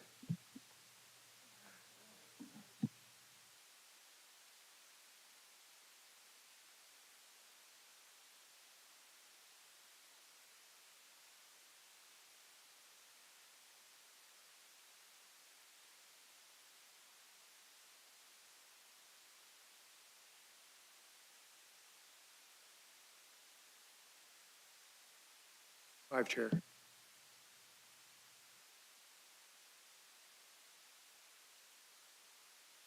One, Chair.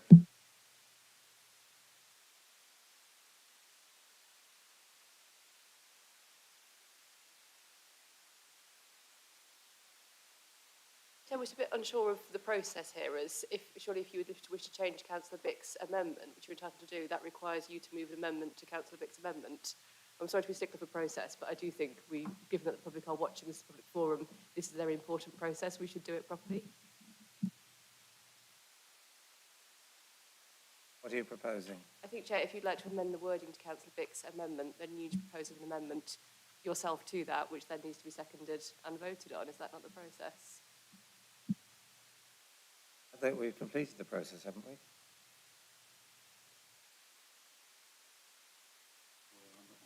I'm really sorry, I'm a bit lost.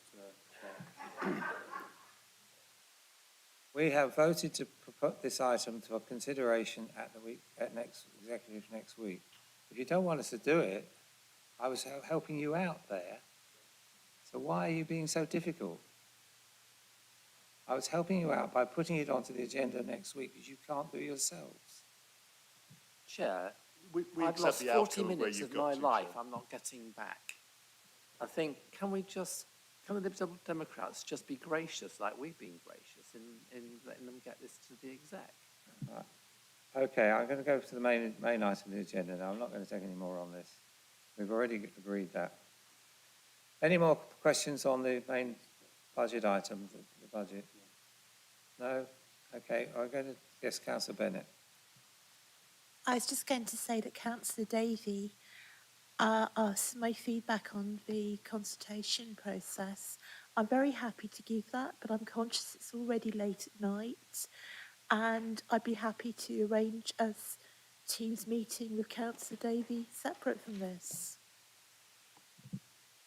Councillor Davey. Councillor Bennett, I probably wasn't clear. I didn't mean we'd have the discussion tonight about reviewing the budget process of the consultation, but at a later date, at a time that's suitable both for you, Councillor Bick, and members of the Labour Group. Okay. I'm entirely happy with that proposal, Chair. Right, on page 164, you've got the two recommendations to agree the updates in Appendix B and to consider the outcomes of the consultation in Appendix C. And the third item is to invite the executive to consider the following budget items without consideration tonight. Can I see those in favour of all three recommendations? That's unanimous. Unanimous. Yeah. Unanimous, Chair. Thank you. Councillor Davey. I'd be delighted to accept that proposal. Thank you. On to item 11, update on the 4-day week, where Liz Watts from the Chief Executive of South Cambs is available. Online? She's here. Oh, sorry. I didn't recognise you. Good Would you evening. like to introduce this item? Sorry to keep you waiting. Oh, not at all. Thank you, Chair, and good evening, committee members. You've already had quite a a lengthy meeting, so I won't talk in detail about the report. I just wanted to add under paragraph 3.6, I gave you the results there from the Pulse survey from week 1. That's when the Pulse survey is when we ask colleagues on a Tuesday, how do they feel about the 4-day week? We asked 6 questions. I summarised the 2 key ones for you in 3.6. And I've got the results from week 4, which finishes actually tomorrow. So far, we've had 134 responses. 54% of people have reported having enough time to do their role. 32% were neutral and 14% disagreed. So broadly speaking, not much change from week 1. And on the stress question, the kind of health and well-being question, 59% of people reported a positive impact from the 4-day week, 17% no change, and 24% negative. So again, not a huge difference there. We are collecting comments from colleagues, and they tend to be a bit more polarised insofar as people either love it or hate it. There's definitely more people who love it than hate it, and hate's a strong word. I think people have found that, some people have found that they don't feel that they can do their work, and some people have found that they feel a bit rushed. Some people miss some of the interaction from not seeing people 5 days rather than 4. But broadly speaking, I'd say the vast majority of comments are positive. I don't have results specifically for the planning service because we didn't ask people to identify themselves in that way, mainly because we wanted to get people to feel confident that it was an anonymous survey and that we didn't want people to feel like we were starting to try to hone in on who'd said what. But having spoken to a couple of the planning managers and to Stephen Kelly last week, I think broadly speaking, officers in the service, and I use the term officers distinguished from manager, officers are very positive about the trial. I think some managers are struggling a bit with their workload, and that's something that Stephen and I want to drill down into to see how we can support them. So that's all I had to add to the report. Thank you, Chair. Happy to take any questions, of course. It is, of course, early days in the pilot and the trial. Things may work very well to start with, and then as things build up, it may be more difficult, I guess. But what we need to know is you've got full procedures in for collecting data and keeping an eye on whether things are slipping. Absolutely. So the first set of KPI data will be collected mid-February, and that will just be the January data. And I will be taking that to the South Cams Employment and Staffing Committee in person and sending you a copy of the report by email as arranged. I'm alternating between your committee and employment and staffing every month. Okay, anybody else got any questions or comments? Councillor Smith. Hold on, Councillor Smith. Sorry, Go ahead. Oh, sorry, I beg your pardon, sorry. Go ahead, Councillor Scott. I beg your You've pardon. got your light on, so carry on. I did want to say, in one respect, it is a bit unfortunate that it's not possible to identify where the responses are coming from, which division, because it seems that there's a small group, isn't there, percentage, who are not happy with the process, and it would be important to know whether that's spread across or whether it's coming from a particular area, that's all. But I do understand that it's important not to be seen to be pinpointing particular individuals, but that was the only comment I wanted to make. I think that if it is possible to find out where the difficulty is in terms of the work, if it's a particular area of work, I think that would be important.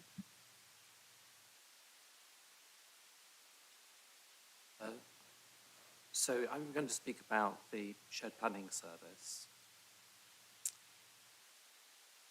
In your last presentation to members, you mentioned that some activities within the council and the shared services were, if you like, overworked, gold-plated, and that just good enough would do.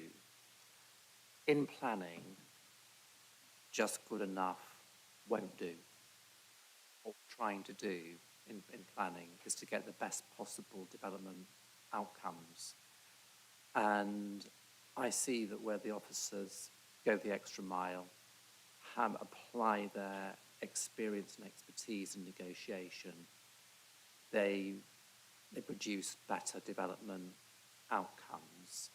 And this has been an experience we've observed in a very large development on the fringe of the city through the Joint Development Control Committee, where the development started with very poor standards, and because the officers have worked so proactively and positively, collaborated with the developers, they've achieved much, much higher standards. And this is what the service is all about. It adds an enormous amount of public value, and we mustn't compromise. And I don't think I'd like to hear just good enough said again. We have, with the exec councillor, and I'm on both sides of the cabinet member, the exec council and the city council, and I work very, very positively with the senior managers in the planning service. And this is the transformation process that's going on. Yes, we're going to be delivering much improved processes and processing and efficiencies at that level. But that is really about freeing up the time for the planners to work on the things that they're trained to do, rather than the admin process. And that's what we want to see coming out of this. And I think if they're working 4 days, they're not worn out, they're not burnt out, that's fine. But I think we want to establish as a cultural norm that continuous improvement and striving for the best development outcomes is what we're all saying consistently across the board.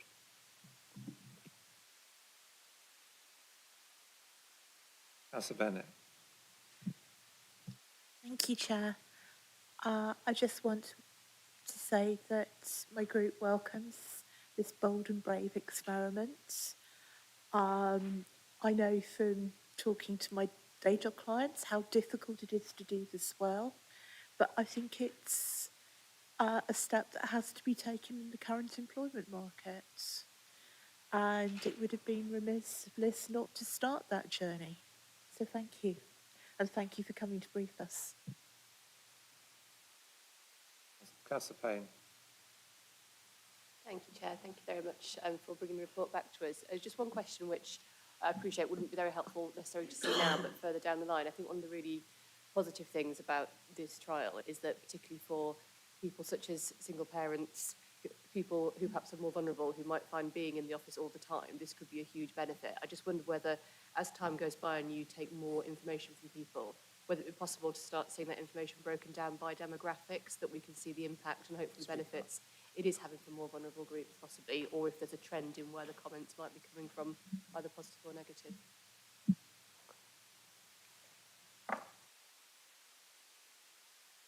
I was distracted. Was there any more questions for Councillor Smart? So thanks for coming, Liz, to meet with us this evening in the chamber. Appreciate that. My overall concern is that the whole process is being done relatively fast in terms of the career of an employee. So over a few months, we're expecting to see a result in terms of I like it, I don't like it, but not sure that I see common sense-wise whether that will actually be the result. Most people don't like change, so that'll be one sense of response. But in terms of whether they like it or not, I feel it's a difficult thing to attempt to analyse. So moving on from that general point, do you feel, Liz, that the results you have are statistically significant? So I'm not quite sure of the total number of responses you could have had, but I see in 3.5 there are 352 responses. I know we have many hundreds of employees in this city council. Further to that, I'm not quite clear in 3.6, have the respondents that were less stressed or much less stressed been agglomerated into one unit of 63%, or were they two separate amounts?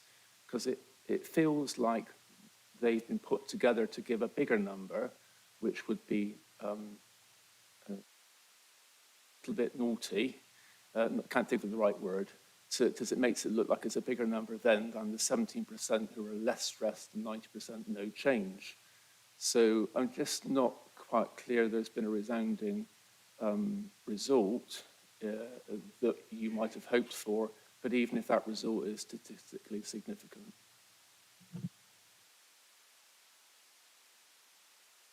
Some questions there and some comments to respond to? Happy to, thank you. Oh, sorry, Councillor Pick. I was just going to say, Liz can sorry. reply once if I say my bit. I just wanted to say that I think what you've shown us with the statistics to date is encouraging.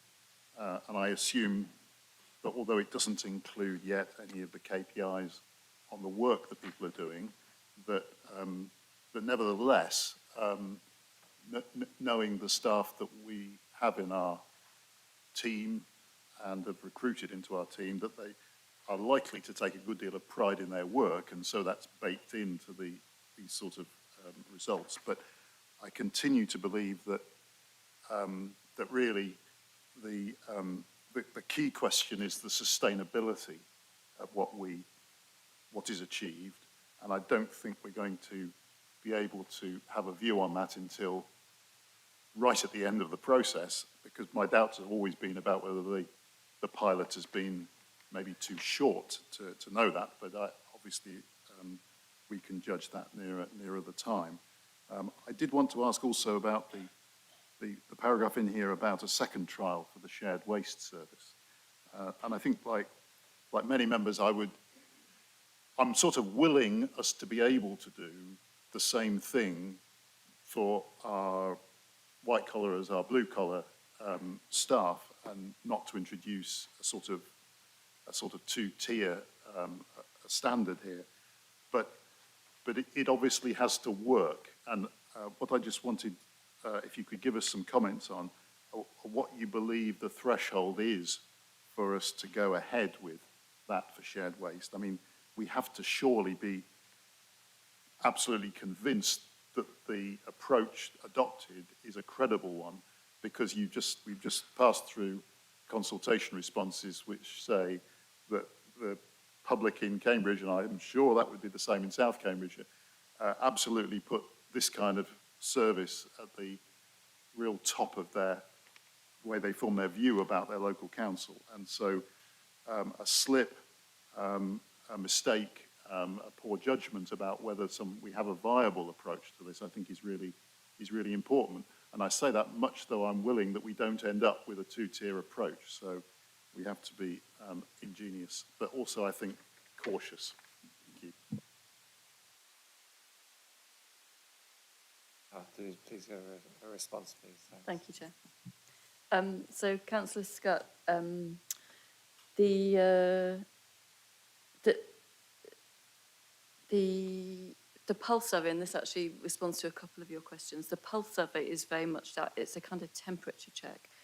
The more detailed survey is the health and wellbeing survey, which we undertook in August, and we'll undertake the same one in April.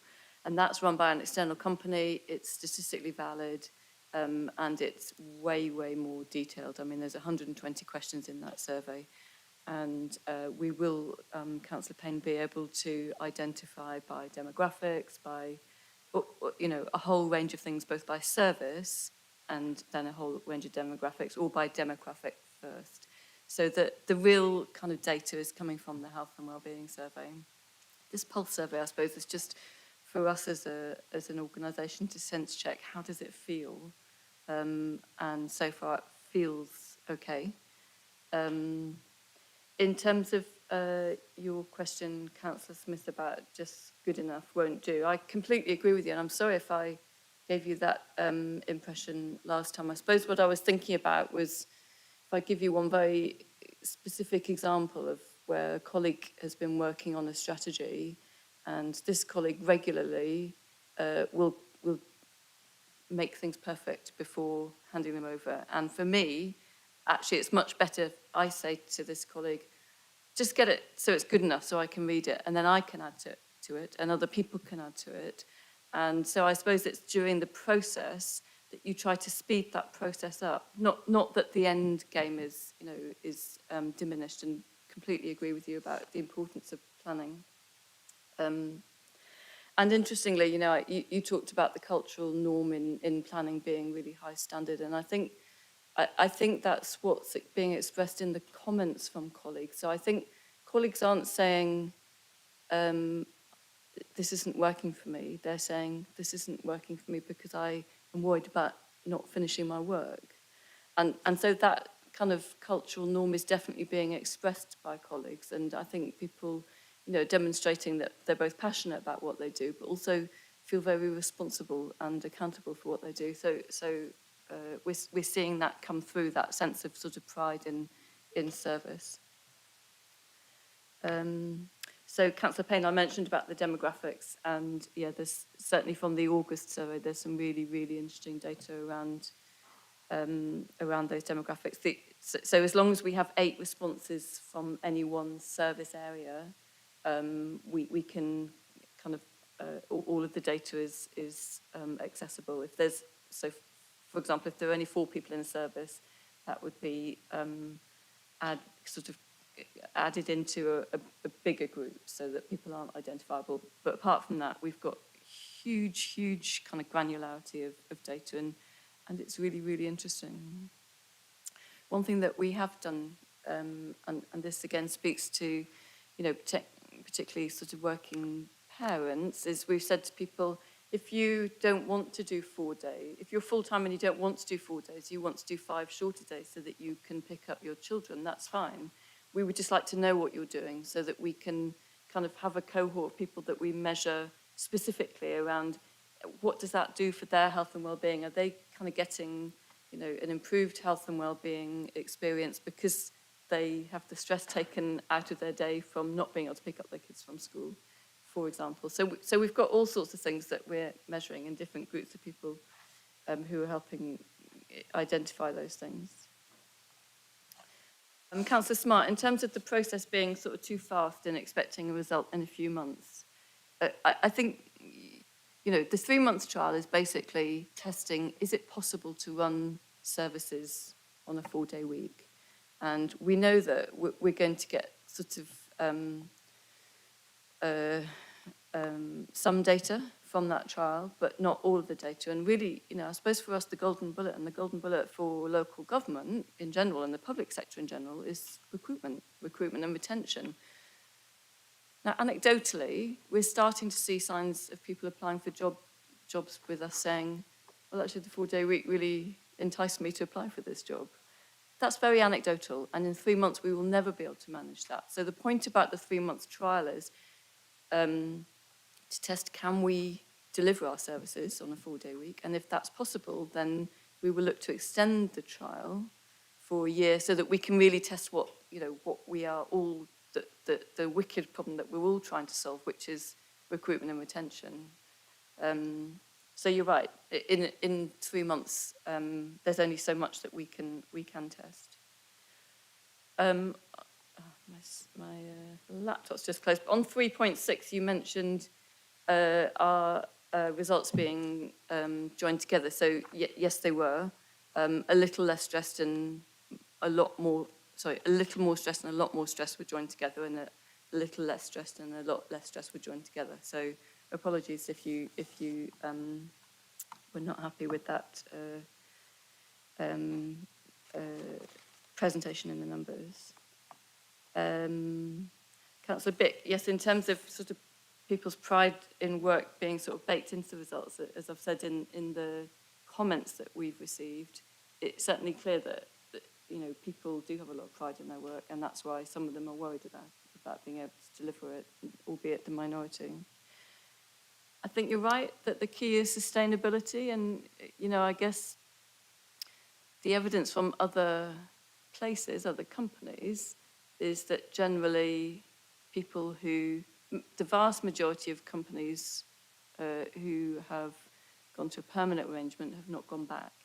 A couple have reverted, but most haven't. But, you know, we're different from the private sector, and, you know, we won't know until we try it, I suppose. And in terms of waste, look, I couldn't agree more that waste has to work. Robert and I and all of you will be the ones receiving complaints from people if their bins aren't collected, and having your bins collected is very dear to everyone's heart, as it should be. So I don't have any sort of more specific detail now on, you know, what would kind of convince us that the trial is possible. We've purchased the software required to do the modelling around reorganisation, and that's something that we should have been doing anyway, because it's a sort of 5-year sort of housekeeping operation, you know, as homes are added to rounds every year through kind of development. It's good practice to do that anyway. So once we've run that modelling, I think we'll have a better sense of where we are, and I obviously will be sharing that with the executive member for waste and this committee in due course, hopefully. Chair. Councillor Smart. Thanks for letting me come back, Chair. So just a couple of things you said there, Liz, and one thing you missed. So firstly, I hope that new employees who might be joining your organisation are made fully aware that it's a trial, not a permanent fixture in terms of taking employment. Secondly, the word I was trying to think of but couldn't earlier is devious. So it's unfortunate, I think, in 3.6 that the respondents who were less stressed and much less stressed have been put together to make 63% a big number, when in fact it was two other numbers. I'm not quite sure why that was done, but I feel that it can only have been to make it look like the trial was going better, because that's the way it feels when you read those numbers. And my other question you didn't answer is it statistically significant with regard to the number of employees in the organisations and the number of responses? And I know you're not a statistician, I suppose, but there seem to be a small number of responses and a large number of employees.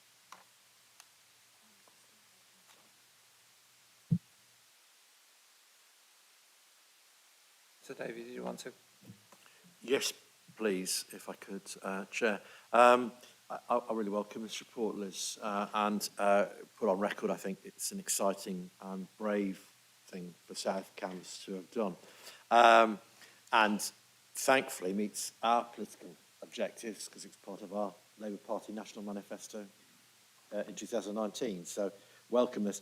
My issue is about process and timing, if you just clarity.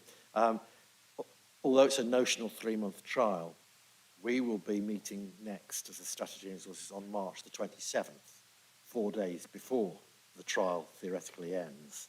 And I'd hate to have any unpleasant surprises one way or the other.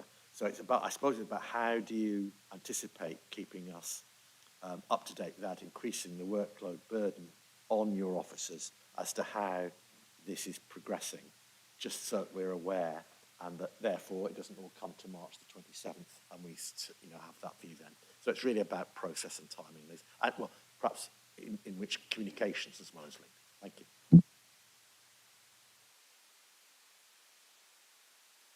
Thank you, and through you, Chair. So, Councillor Smart, I'm not sure if I mentioned the week 1, which actually was a bank holiday week, and so a number of people wouldn't have actually experienced the 4-day week in that week because everybody took the bank holiday. The results came from 52 people. The week that I described to you, week 4, was 134. So we have just over 500 people in the trial. So I'm not attempting to demonstrate that this is a statistically valid survey. It wasn't designed to be. It was designed to give managers across the organisation a sense of how is it going, how does it feel, and it's one way that we measure things. We also have a group of about 30 4-day week champions who representatives from each one of our services, and in planning there are sort of 7 or 8 champions.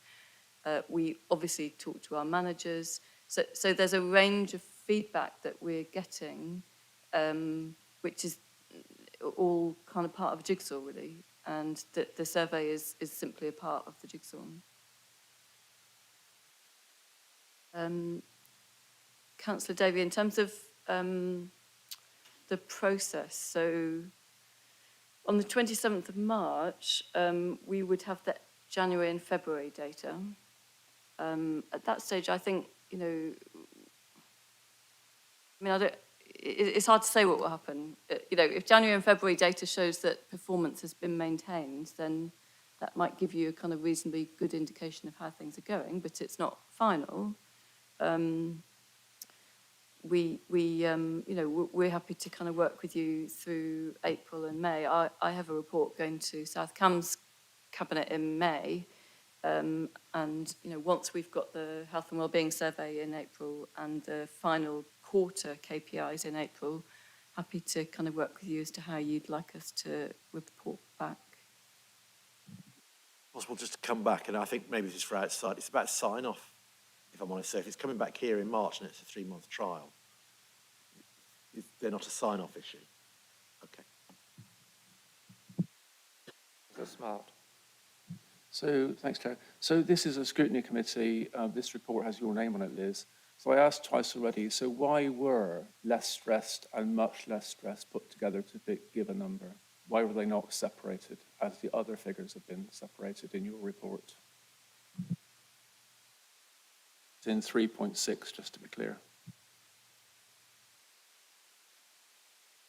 Councillor Smart, do you mind, may I answer it? Of course, yeah. So the paper was agreed with myself and also with our head of HR, Deborah Simpson. I think what this is doing here is summing together the total number of respondents where the 4-day week has had a positive impact on their well-being, and it's summing together the total number of people where respondents have indicated that it's had a negative impact on their well-being, and then the remainder are neutral. So what all this is trying to do, if there was another category which said, maybe this was in your survey, but maybe no one responded, that they were very stressed, much more stressed as a result of this, then I think it would be fair to have all the categories separated. But what we're trying to do here is just give a flavour of the majority of people are less stressed. Some of them are much less stressed. Maybe in your next update, Liz, you can break this down. I think this is the week 1 data. Liz was showing me during the meeting some of the uncut raw data from her weeks 3 and 4, which is a lot more detailed, and that's only come through now. But the papers were published on the 12th of January. So we've still got a lot of catching up to do, I think, Councillor Smart.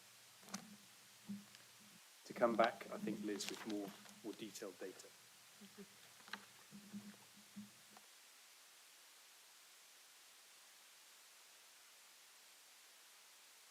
Councillor Anna Smith, please. Thank you.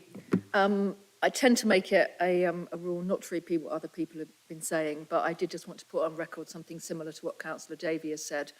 I think last time we talked a lot about the process of this trial having been started. I think it's absolutely right to, I certainly want to put on record my thanks for the work that's been done on this so far.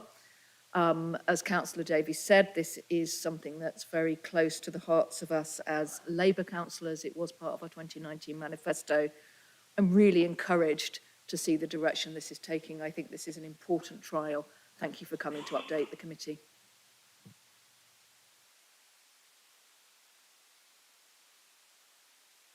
Oh, thank you very much. I think we've exhausted that one. Thank you. I hope we haven't exhausted your work. Not at all. Thank you very much for having me. Okay, so can we have some recommendations on page 257? Go ahead and over the page, provide any feedback. Everybody happy with those recommendations? Please, those in favour, please show. That's unanimous. Unanimous, Chair. Thank you. And Councillor Davey? Be delighted to accept. Thank you. Okay. If I do anything more, I've been given these keys as being abandoned by somebody. There's a car key and some other bunches. Okay, I'll leave them here.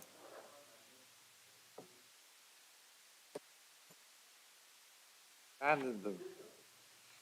Right, now we're going to move to the last item forward onto the agenda, the North East Cambridge, since our speaker is here. I didn't realise the speaker was actually here. I thought she was at home on coming through the internet.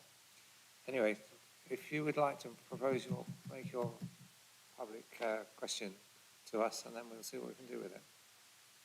Could you introduce yourself? Hello, my name is Liz Cotton, and thank you very much for this opportunity of asking a question. I've never been here before, and I'm just going to take up a little bit of my 3 minutes to say thank you, especially to Chris and Gary from the Democratic Services, because they were really, really helpful in email correspondence and making me feel comfortable about coming. So I just wanted to say that. Thank you. The Environmental Audit Committee's report last May to the government recommended mandatory whole-life carbon assessments for building developments, because the carbon emissions of building projects are responsible for 25% of greenhouse gases. Other UK councils are already measuring whole-life carbon costs of projects they are responsible for. This plan for developing North East Cambridge is predicated on the relocation of the sewage plant on Cowley Road. It is the City Council and South Cambridgeshire Council that wants to relocate the sewage plant owned by Anglian Water, a plant that Anglian Water admits there is no operational need to move. And the City Council, together with Anglian Water, secured the promise of a grant of £227 million of taxpayers' money to pay this private company for the relocation. It is therefore the City Council that will be directly responsible for all the carbon emissions associated with this relocation. Cambridge City Council's #1 strategy is to reach net zero by 2030. And one of your councillors recently confirmed that the council is committed to doing the right thing for the environment. The Environmental Audit Committee says it is crucial for councils to measure whole life carbon cost of any building project which creates more than 10 dwellings. And other councils, such as London, are already doing this. Therefore, would Cambridge City Council agree that they should be factoring in to their plans for North East Cambridge Area Action Plan the whole life carbon cost of relocating the plant? That's the carbon released from the demolition of the existing plant, the decontamination of the original site, the construction of a wide, long and deep tunnel under the River Cam to transfer the sewage to the new site on Honey Hill, and the carbon cost of building a new sewage plant and a whole new road junction. And would they do so as a matter of urgency, since the proposal to build a new sewage plant is due to be submitted to the Planning Inspectorate next month? Thank you. Turn your mic off. Thanks. Fiona, do you wish to give us an answer to that? Thank you very much, and thank you, Liz, for coming in to put your question. I'm probably going to have to answer that in two parts, because it's sort of taken in two parts, and the report tonight at item 14 was predominantly about the future proposals for the development. Just to say that there has been a long process of design and engagement for the relocation. You are absolutely correct when you state that there was no operational need at the time for Anglian Water to relocate on the basis of the wastewater treatment plans that they had at that point. The opportunity in terms of CO2 emissions is predominantly around the future proposals for that site, which is in a highly sustainable location, to provide a major new development which will also look to address some of the major housing and other needs that we have within the city and Greater Cambridgeshire across the plant. The design for the relocated plant is laid out to the highest possible sustainability level. They have engaged in 3 separate consultations over that process. As part of that, they have changed that design and also taken account of the specific life cycle carbon and embodied carbon in the construction of that site and the relocated plant. And that those figures will all be fed into the DCO application, which, as you say, is due in shortly. If I could also state, in terms of the proposals for the future development, the team of the landowners, which are Cambridge City Council and Anglian Water for the core site, working together with UNI and Town Our Master Developers, are bringing forward proposals for a key strategy and engagement around sustainability and quality of life.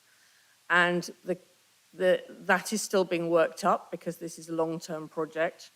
But in terms of the work on a model that we are working based on Kate Rayworth's Donut Economics, we are looking at the full life cycle, the full lifestyle usage, and the full embodied carbon for all of the construction on that site. We are also very well aware of the strategic work being done on, in particular, on water resources and water use with partners for this region. And indeed, actually, it's not just an issue for this region, but across the country. And we are very keen to ensure that the site proposals do maximize or optimize the management, the use, and the recycling of water resources within that site. So we will be looking at the full set of carbon emissions and KPIs around that for the development of the site. And Anglian Water have taken into account the full set of life cycle of the developing the relocated plant and the activity that transfers the waste from the current site to that relocated plant. There are a further 2 minutes if you wish to follow up. Thank you very much for replying in such detail. It still seems to me that that even if a plan has been, you are a long way down the road with your plan, it doesn't mean that it's not okay to do the right thing. And the right thing is to take account of all the carbon emissions from the new sewage plant, not just those that are involved with the site after it has been given the permission. The bill, it is your bill. It is your carbon cost. What happens in the next 7 years is crucial. It doesn't matter if in 60 years' time you've got a low carbon, sustainable development if you've blown your budget already. So it is, it's not just me that's sort of making this up. It is the Environmental Audit Committee on their report said it should be, by the end of this year, mandatory to be making whole life carbon emissions on every aspect of a building development, and that includes the building of the new sewage plant. So thank you very much indeed. Thank you. Sean? Yes, sorry if I wasn't clear. I believe we are taking account of the full set of both the relocation and the new development proposals, and we'll be obviously working on those together. But the timescales for providing those are at different times because of the long-term process that is needed to go through with the planning framework, a DCO decision, and the fact that the core site development proposals will not be coming forward. But we are working very much on the full carbon KPIs for both of those both of the projects, and obviously linking them together as we go forward.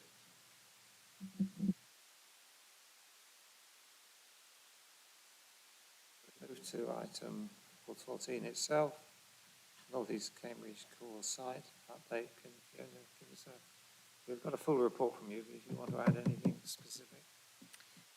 Thank you, Chair. It's just a brief introduction, really. And first of all, I need to start probably with an apology. This note is for information and noting only.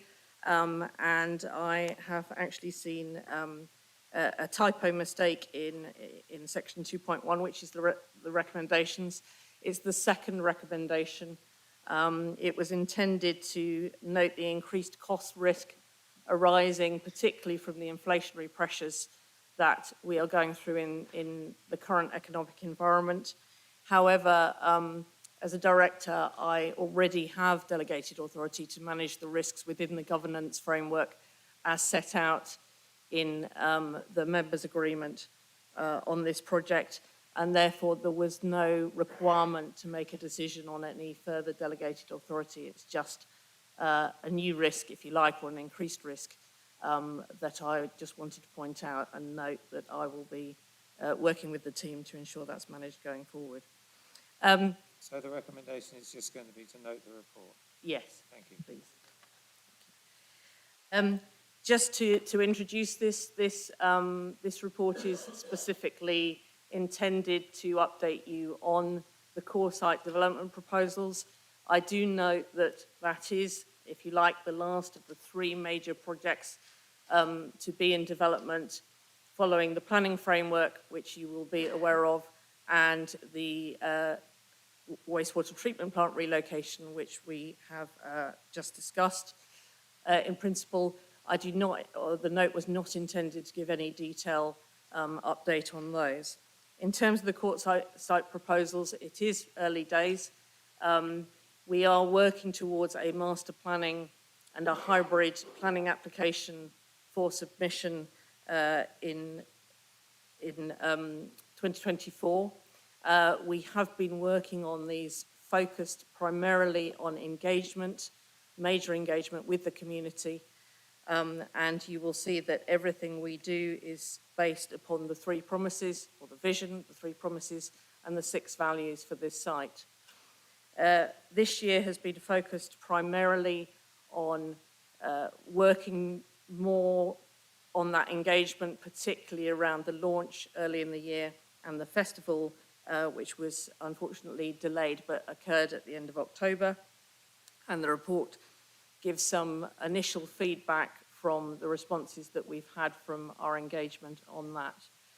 In particular, we have developed a wider engagement piece with Cambridge Curiosity and Imagination, working with school children and students in particular, and we have also developed a randomly selected, demographically spread ideas exchange, which are a long-term customer-focused feedback forum as well. And then the note just simply gives some updates on key areas such as the master planning, transport, and the intention of working towards a transport neutral process, housing and infrastructure, and particularly then focused on the public question, our plans for the sustainability and quality of life framework and how we are developing those in the KPIs. And finally, I would just like to point out that in order to really make the most of the site and activate and provide the engagement and the integration with the surrounding areas, we are looking at some early phasing, particularly around developing those skills and the mean well uses. And section 5.15.5 mentions an application for some funding to help with that to the Combined Authority, which I'm very pleased to say was approved earlier this week. And I'd like to commend the report to the Exec Councillor for noting, and I'm happy to answer any questions or take them away and give you a response. Questions? Councillor Vick. I just wanted to say there's an impressive amount of work in this report. It's overall a development that we've advocated and support, and in that context wish this well. I think I'll just make the comment that I think a lot of what's going on in North East Cambridge is procedurally jolly confusing to residents who are intermittently getting asked questions about the planning strategy covering the whole of the area, action plan area, and then they're getting asked and involved in consultations about our part, this core site. And then they're also getting asked questions from Brookgate, who are another developer within the Area Action Plan area. And I'm not sure that we really can do much about the fact that these are all independent of each other at this point, but it really would be, you know, I think it's important that we kind of try and help residents to understand how the pieces fit together whenever we're going out and talking to them. And the third point I had was that I think there's some excellent stuff in here. I wasn't able to spot anything, however, about formal open space or swimming pool. And I'm not necessarily expecting that you answer those points now, but just to be aware that there are those of us who are waiting on that stage to arrive when we can hear something about them. Thank you, Councillor Bick. I think you are absolutely correct. It is a wide site, it is complex, and clearly there are a number of different projects working around it and a number of different things coming forward over a very long period, and we are talking 20 years generally. I think at the moment it is particularly challenging when the planning framework and obviously the relocation, which will enable a wider range of development than is currently available, should it subject to DCO determination, will start coming together. And we're very conscious through the North East Community Forum, which is where a lot of this is discussed, that we try and introduce any of the presentations with clarity around where it sits and how it sits.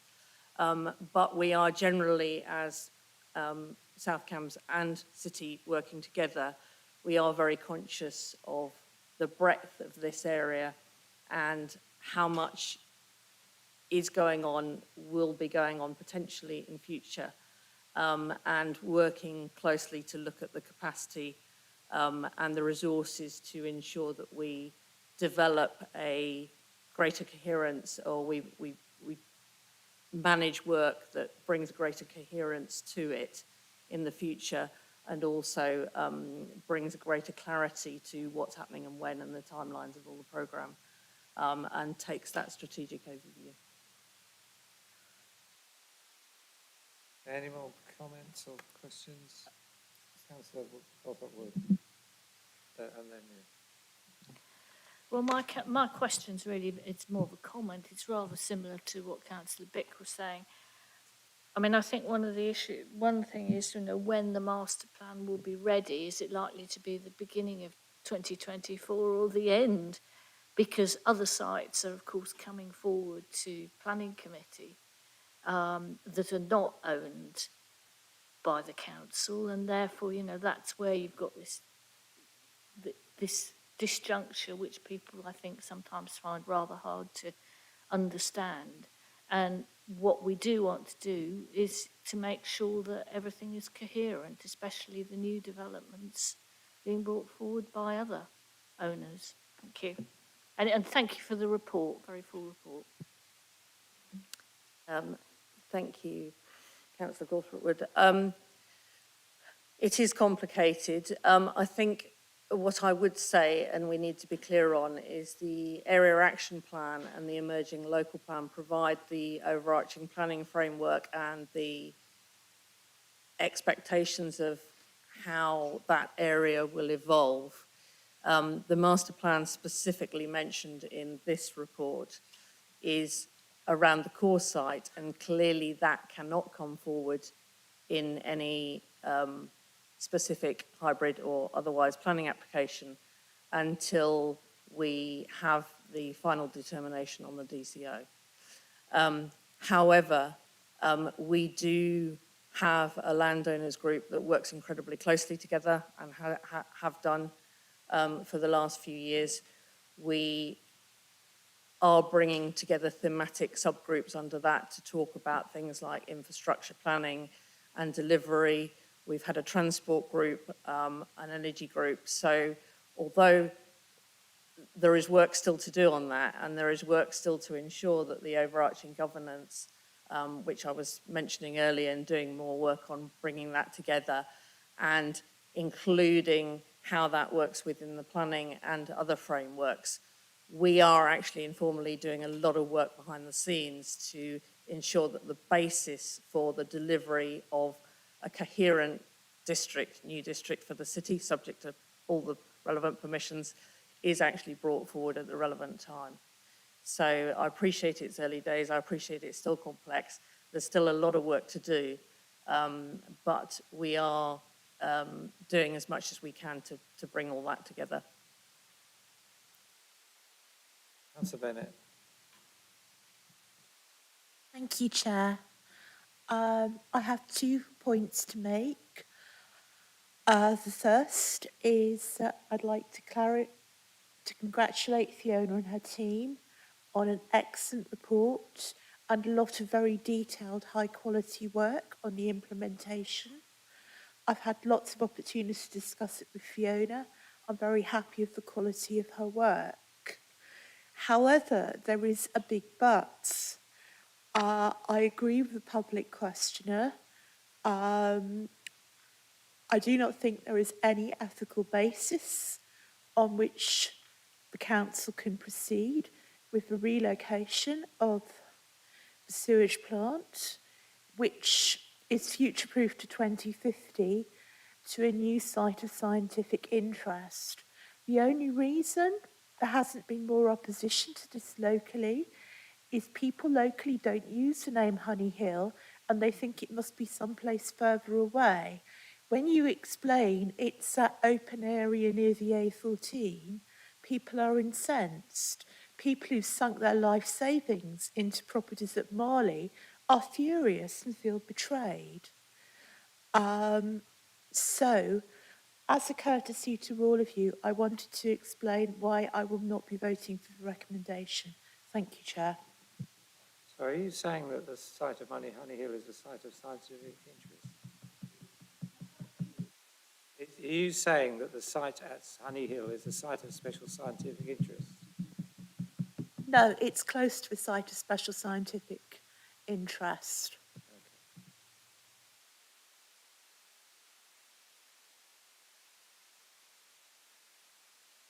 Councillor Smith. Thank you, Fiona, for your report. We had a briefing by the planning officers in respect of North East Cambridge and the area action plan. And the problem with the area action plan is it's having to wait for the due process through the development consent order and so on and so forth, and therefore the very progressive policies for environmental policies in particular do not carry weight until the area action plan can be subject of an examination and approved by the inspector. In the meantime, we have, or we're subject to, a number of freestanding planning applications across the whole area. And it seems to me that the opportunity to develop the highest environmental standards for the development as a whole is a risk of being missed. And I'm thinking in particular of the planning and funding and delivery of 3 really important elements that only collective action can actually deliver, that certainly can't be delivered on a site-by-site basis. And that would be an integrated water management system. The second would be a local energy grid. And the third would be a community heat network.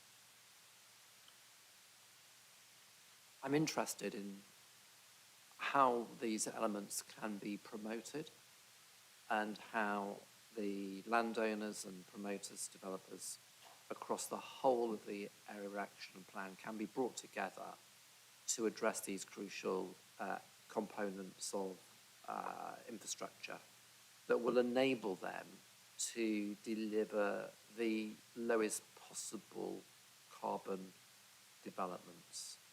I don't think we can do it without taking that kind of proactive action.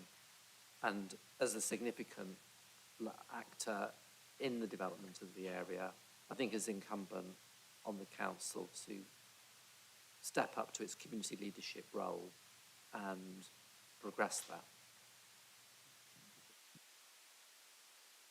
Any further questions or comments?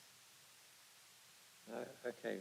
Fiona, would you like to respond? Yes, thank you, Councillor Bennett, for your comments. I'm afraid I can't give a detailed response around the relocation project. Clearly that sits, or the detail around that sits with our partners.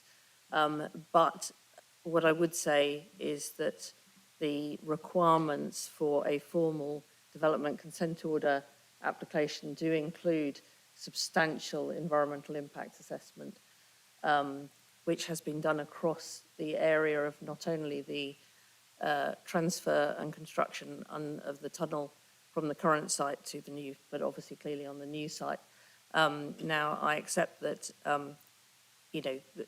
there is inevitably more discussion and more work that will need to be done, and clearly the DCO will be subject to inspection going forward. So I'm sure that will be looked at by the inspector.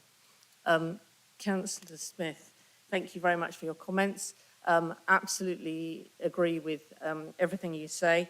The North East Cambridge Landowner Group, which we are looking to seek and appoint an independent chair for, has a number of working task groups, some of which have been working for quite a long time, others of which we are re-engaging with at this point in time.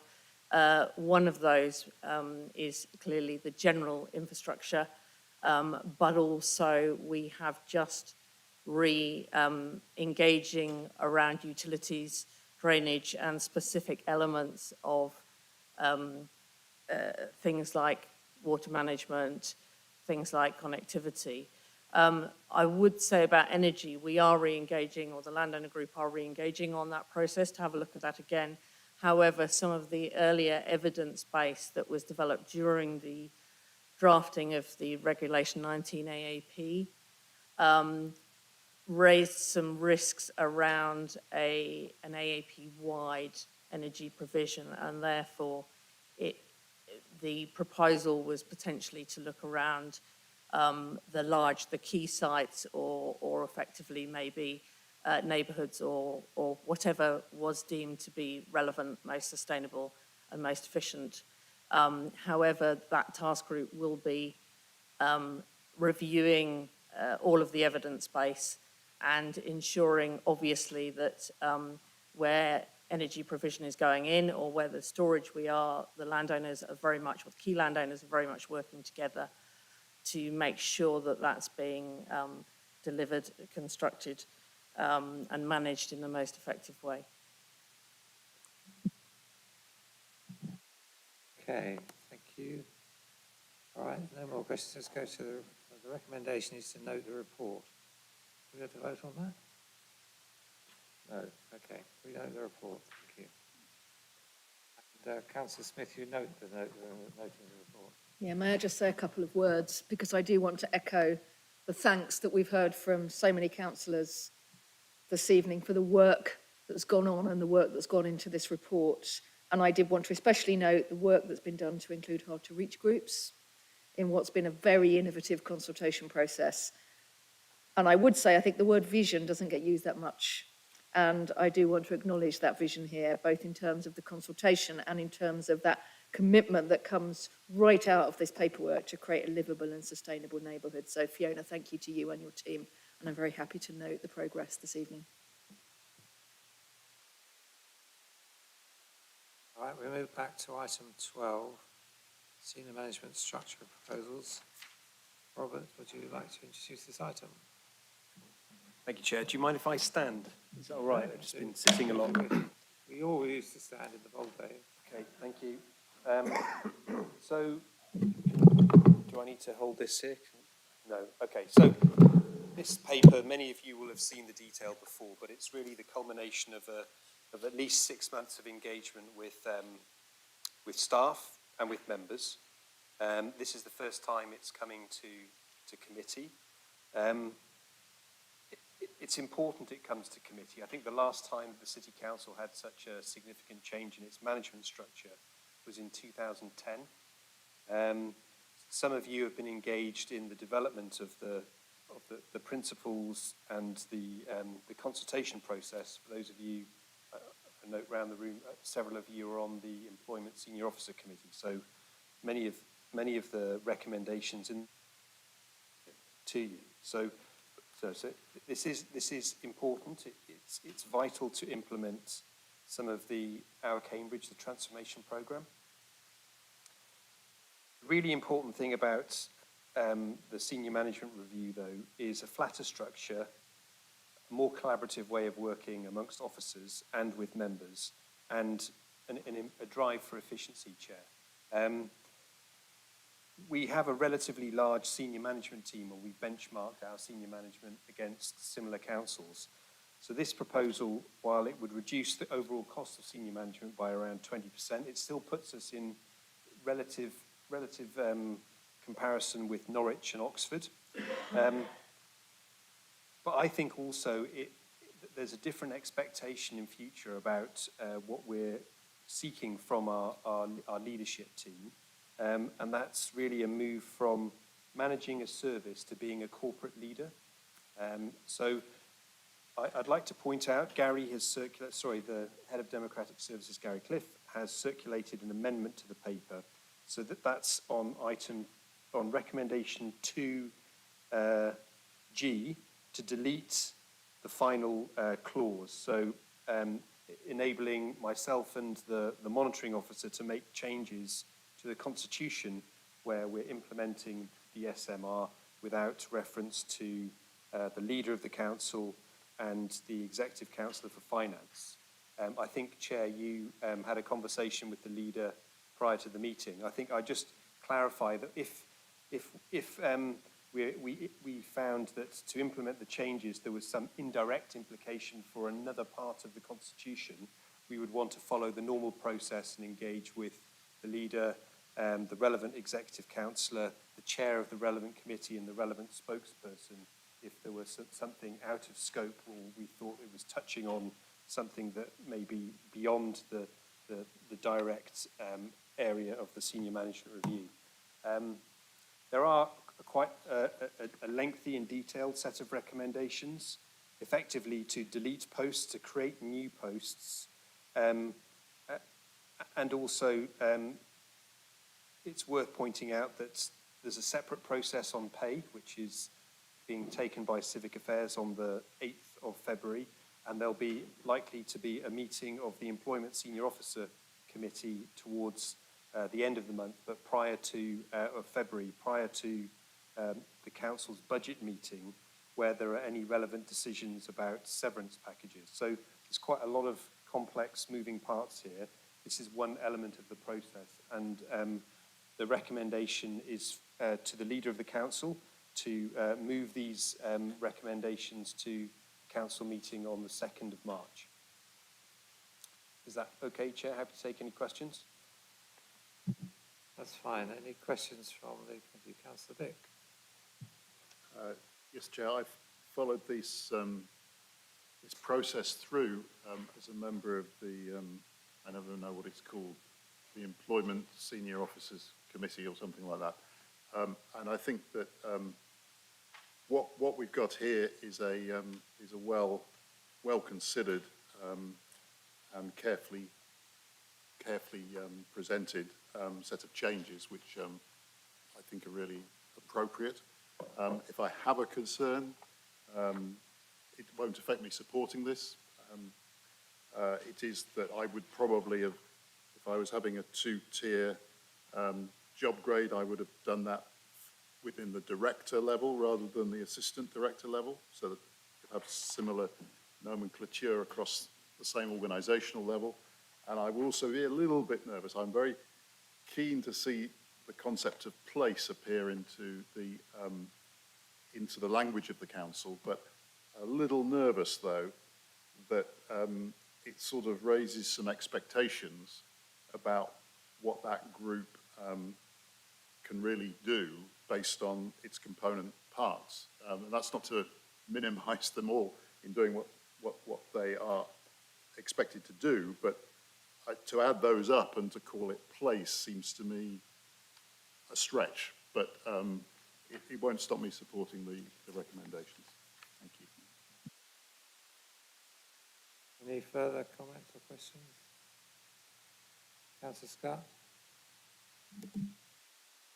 I'm actually very interested in the way that the housing has been divided up, because there is, in my understanding, quite a strong thought line that there needs to be, as you have put forward in this proposal, a division between housing support and advice and performance, and the issue about housing development, that is building houses, and the others, homelessness and so forth, which seems to indicate in many respects that perhaps thinking needs to go into the way that executive councillor roles are organised, and that to be consistent with this pattern, the administrative group, that is the political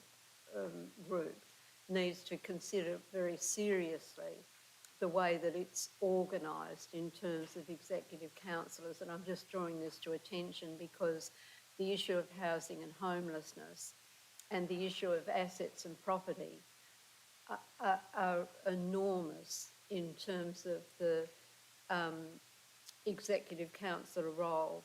And so I'm just simply applauding this change that you've introduced in this pattern, and considering that our side actually, and that the whole of the political group should be thinking about the need to therefore reorganise how the politics and the political processes work, the councillors work, so that we can be more effective in terms of this changing pattern that you're introducing here. I'm not expecting a response on that. I'm just putting it on the table in terms of this structure indicates that we need to consider very seriously where we are going. When I say we, I mean the councillor political part of the organisation, how we organise ourselves to be consistent in terms of leadership in relation to this change. Thank you.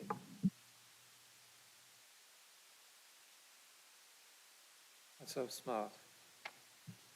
Yeah, through you, Chair. So, Robert, I just wondered if I could, in terms of what you said, whether presenting this in multiple parts through different committees could be a problem, that we can't see the whole package together in one go and then see it all together. It's not going to happen, is it? It's a thing that we get between us and South Cambs, where they consider it in their committee and we consider it in our committee, and we hope we all decide the same thing. But I suppose potentially, you could have a decision here that's different to a decision in another committee, Civic Affairs, I think you said, which could be an issue. But I guess you've considered that strategically. This is the most important consideration, I guess. Maybe it's a hierarchy of decision making. But just a thought that occurs, that's all. Thanks, Chair. Would you like to respond to those, Robert? Thank you, Chair. Could I take them in reverse order? It's a good point about process, Councillor Smart, and I think it illustrates the complexity of our process to make senior management changes, which is referred to in the paper. And there are pros and cons. I think that's probably one for some lessons learned down the line if we do look at how we make this type of change more strategic or easier to understand or quicker in future. But I think that's definitely for members. Thank you very much, Councillor Scott. I think that the leader was listening to your comments, and those are decisions really which aren't for officers, but for you to take about how you choose to divide portfolios. I'd hope that those choices are driven by the politics and not by how we choose to organise ourselves internally. That's probably more important. It's cart leading horse. I think politics come first, and then the way we organise the council can follow. But equally, the type of 5-group structure that we're proposing here, it's relatively similar to other types of councils which have different portfolios. So there's an interplay, but it doesn't have to be a direct interplay. I think it's nice to have things nice and tidy, and I think when we started out, Councillor Bick, you know, there's been compromises made which reflect the finances, which reflect feedback from colleagues. So on the naming of the group, you know, that was feedback from staff. That was their preference. I think there's going to be a lot more work on the groups, and the paper outlines a process whereby we will do reviews of each group once we have a senior leadership team in place, and that's going to be really important, I think, for the transformation programme, but to deliver on some of the efficiency savings we need to make. So expect further change there, which is in the paper. The really important decisions are really around the structure of the senior team, and I think if in future we did need to create more director roles, effectively I think it's what you're suggesting, we could choose to do that. Equally, in some of the feedback from staff, a couple of people suggested we could move to 4 groups in future, and again I think the paper does suggest that in time, if we needed to, we should. So going back to Councillor Smart's point at the beginning, I think what we can't do is wait 12 years for big change. We need to be more agile, and I think we've all learnt from COVID, etc., that small incremental change is better than big bang change. So if we can in future simplify the change process, I would welcome that. Councillor Smith. I was going to say that I used to manage a mini soccer team, and it's a results-driven business. And people from the sidelines will try and tell me what to do. So I'm not going to be one of those people on the sidelines telling me what to do. Although I'd just say that you are in a results-driven business, and you're going to need the very best people around you. And it's a competitive market for the best people. And I think this city deserves the best people. And if we're ever constrained by salaries because of what's happening in the market, then I think we should be looking at that seriously. We can only be as good as our best people, and this is the team that you're wanting now to lead the council through very difficult times. And so my message would be, personally, I'm not speaking for the group, of course, but at this point, but I think we need to not be constrained by the inability to compete in the marketplace for the best people.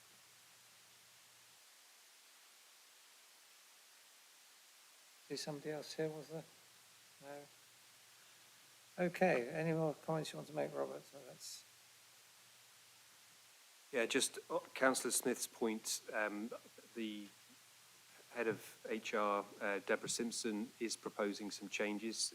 This review coincides with the triennial review of pay of senior officers. We have made comparisons with a basket of district and borough councils. I think if you just look at them, we've been kind of mid-pack, but that's a basket of district and borough councils from across the UK. I think we have to recognise that attracting and retaining the best staff in the Greater Cambridge area is more of a struggle. We just heard about the initiative that Liz is trialling in South Cambs to try and improve well-being, but also recruitment retention. So I think you will see into civic affairs some small changes in some of the pay increments to try and make us a little more competitive. I think we still have to consider value for money, and that's always going to be a constraint, but we are moving in the right direction slowly. If things get more difficult through this process, it may be something we have to come back to. Thank you, Chair. Well, thank you, and thank you for your work on this. It's a good move, I'm sure. Okay, now we have to put the recommendations. So on this separate papered report, so it hasn't got numbered pages, but there's items 2.1 through to 2.2H, with the deletion of the last two lines of the last recommendation. Everybody clear about that? Okay, so those in favour of those recommendations, please show. Unanimous, Chair. Unanimous, yeah. Thank you. All right. We're getting there. Next item is combined authority. Executive Councillor. I have forgotten for once. Councillor or Anna Smith, what do you say on that? Happy to accept the recommendations, and thank you to Robert and his team for a lot of hard and I'm sure very difficult work on this. Sure. Right, now we move on to item 13, the corporate authority update. Now Andrew is going to make a submission on this. Is Andrew still with us? Yep, here he comes. Thank you, Chair. Simply to say that this is the standard report on the combined authorities decisions made at the Executive Board meeting since the last meeting of this committee, although there was a meeting last week on the, I think, wasn't there, a meeting of the board, or is it coming up? Anyway, we've got the decision sheets that have been published since the last meeting of this committee. And that's it from me. Thanks.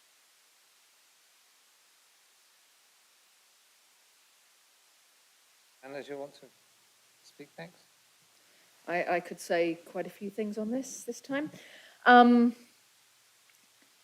wanted to start by just putting on record, I'm sure, our whole council's best wishes to Mayor Nick.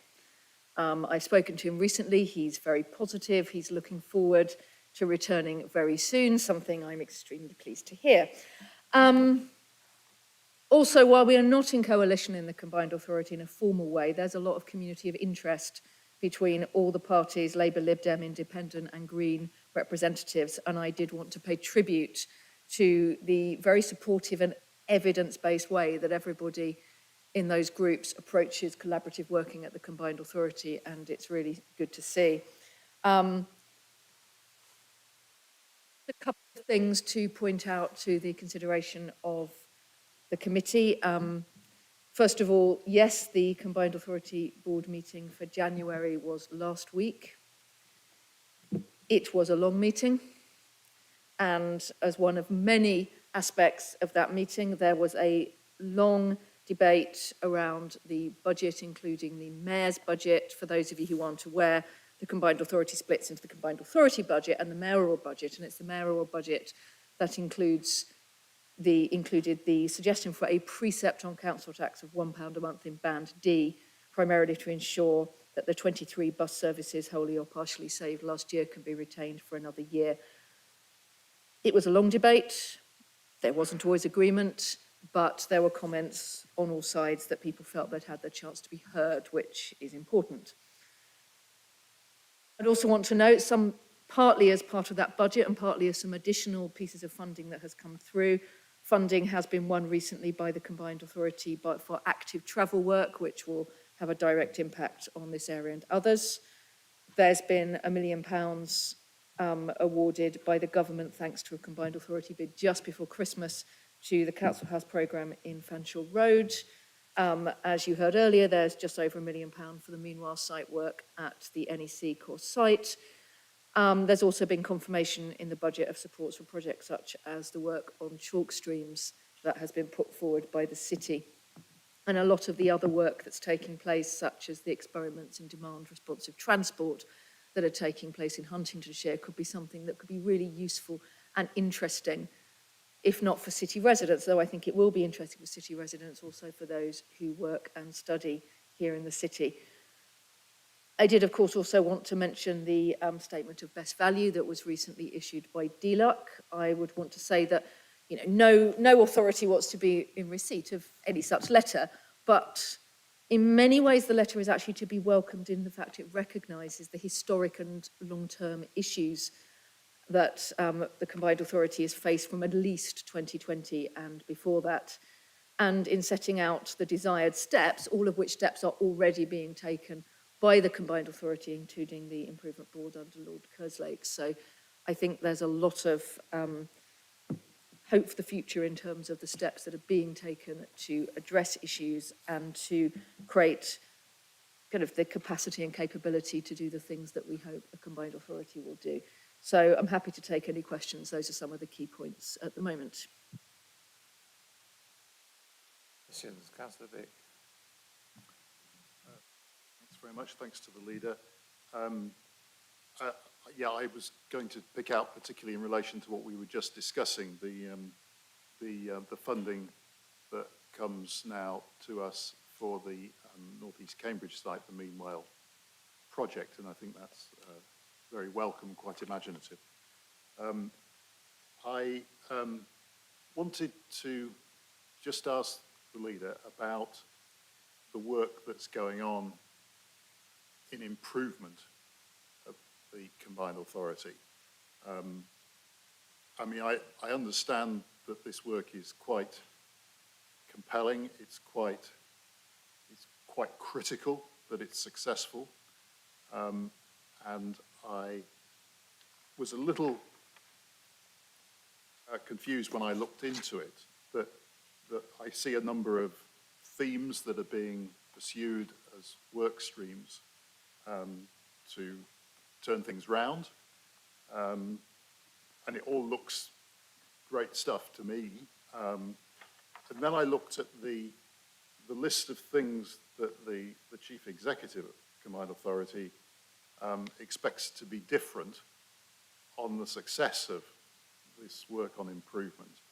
And I had difficulty seeing how the one set of things related to the other set of things. So if you take some of the things that he said that one of the differences is that he would want an absence of political point scoring in the board, noticed by all interested parties.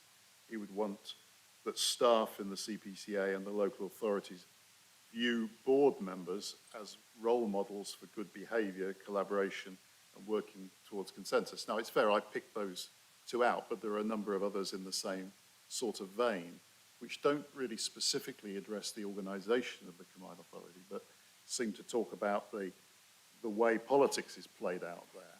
And I just wondered if the leader could just make a few comments about the progress of the improvement. I mean, have we reached the point where we're secure in the knowledge that the improvement is going to deliver, even though it hasn't quite finished?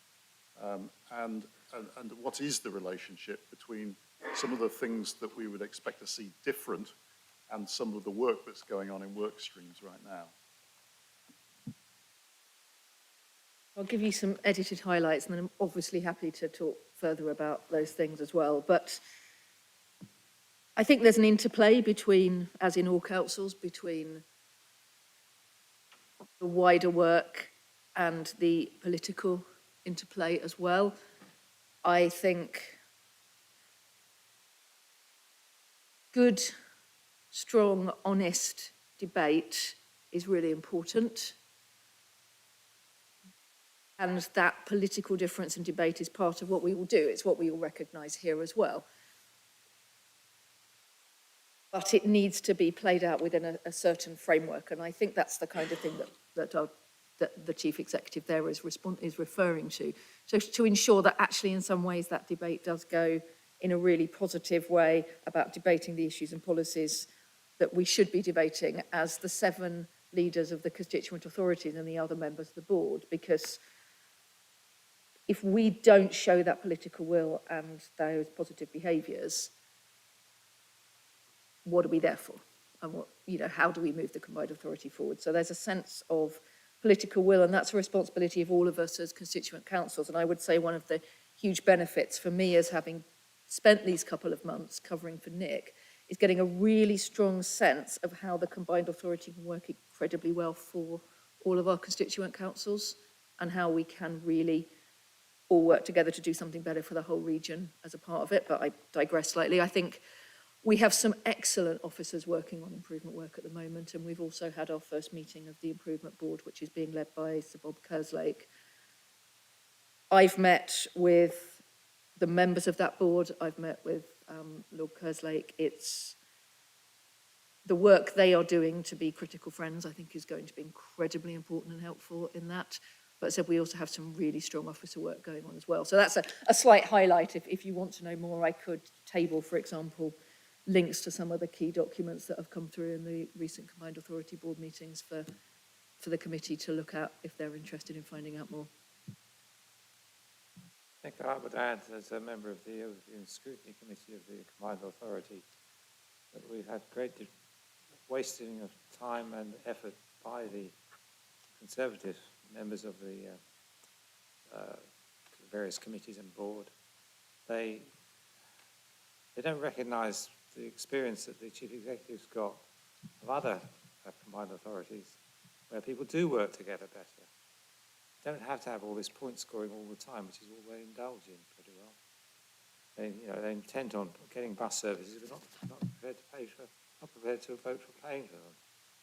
So, it's very difficult, but fortunately we have made some progress in the last, well, certainly very good progress while Anna's been there, but while Nick's been there in particular. Good progress. Councillor Bick. Could I just come back on the part of my question I don't think the leader did cover, and that is whether the progress made in improvement brings us to the point where we can feel secure that it's going to deliver.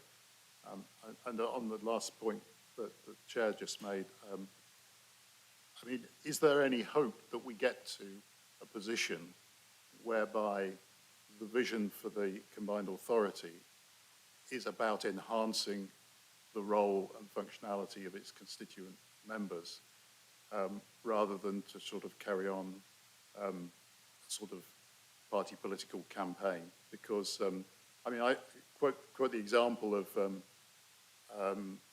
the West Midlands, for example, where you have an elected mayor of one political colour who I think is dealing with constituent members who are entirely or almost entirely of a different political colour. And my understanding is that the ceiling doesn't fall in and people don't spend all of their time yelling at each other, but there is some understanding that it's going to work simply by trying to enhance the role of the constituent members, even though the mayor probably has a role in guiding towards priorities. But, I mean, do you think that this area can deliver that? Very interesting question, Councillor Bick. And I think I alluded partly at the beginning to the fact that I have seen some really, really excellent partnership working between different councils with exactly that in mind, and councils of different political colours. I think there's a way to go. I think Councillor Robertson alluded to some of that. There is still work to do. I think there have been some interesting pieces of politicking going on. But on the other hand, as I said, we ended up with a board meeting where we actually had a robust but positive debate with an outcome that I think, although a difficult one, is the right outcome to have. Confidence-wise, I'm quietly confident we are moving in the right direction, but that does mean that political will has to continue. We are getting some great officers in place. I'll be spending some time next week on some interviews for some of the permanent senior team, because whilst we have some absolutely terrific interim officers, there needs to be that permanent team to carry that work forward. And yes, I mean, I think there is a strong understanding that a combined authority only works if, one, to an extent, we can all put politics at the door to work together in exactly the way you talk about with the West Midlands model. But also that it will only work if we work closely with our constituent authorities as well. And that's certainly something I'm trying to encourage as much as I can. I know it's something that's really close to Gordon's heart as well as the interim chief exec. But I am quietly confident things are moving in the right direction, but come back to me in a year's time and let's see if I'm right. Simon Smith. I'm a member of both regulatory committees of the Combined Authority, and I'm therefore at regular meetings on which the improvement programme is front and centre of the discussions. If I may, we're both on the GCP Joint Assembly, and I think that the culture that we have in that Joint Assembly is one that really needs to be replicated in the Combined Authority and is indeed replicated on other Combined Authorities in the country. And I think it just happens that the Conservatives are on a journey to understanding that crucial point of governance of the Combined Authority. It has been their bad behaviour that was called out by the external auditor in their letter of the 1st of June. And it's also referred to previously in ministerial letters to the Combined Authority, and it's referred to in what is actually the first best value notice that's been issued, and as a reference to it there. But you can't turn this ship round quickly, Councillor Bick. It is work in progress. But I am confident, though, that we have a very, very experienced interim chief executive who specialises in turning around failing organisations. And he has a team of people that he brings in for these situations, and that's exactly what he's done. He's working in close collaboration with all the relevant civil service departments, bringing them on side so that they basically have their fingertips on the work that's been done. They've got ownership of it, and they're looking at the direction of travel. And so I would say that there's a lot of work being done because a lot of work hadn't been done properly, and it's now in progress. And from meeting to meeting, we're seeing the progress that's been made. And one of the favourite phrases of the chief executive is, "We're working at pace," and indeed they are. It's a remarkable amount of work they're doing. Now, one of the crucial things is that we need to deliver this at pace, simply because at this point the government doesn't have confidence in the Combined Authority to handle its money. And a lot of what the Combined Authorities are about is basically acting as passporting money through the system. And so it's really important that we get to that state where we are trusted and we can accept the government funding. And I think it's at that point we will get to address your question, which is the Combined Authority now focused on working to the benefit of the community it's been elected to serve? And that's where we all want to be. So thank you for raising it. I think it's an important thing that that the constituent authorities have a sense of ownership of the Combined Authority and are fully aware of its activities and can feed into it.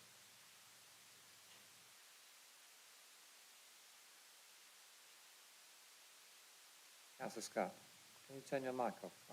I'll be really quick here. I've just got 3 specific issues moving away from this big picture. I'd like to ask about the Combined Authority Mayor stepped in to ensure that 23 bus services were able to continue to serve the community. And I just wonder if we can have a brief update on how those 23 bus services are operating and whether they're still operating and serving the community as the Combined Authority Mayor intended them to do.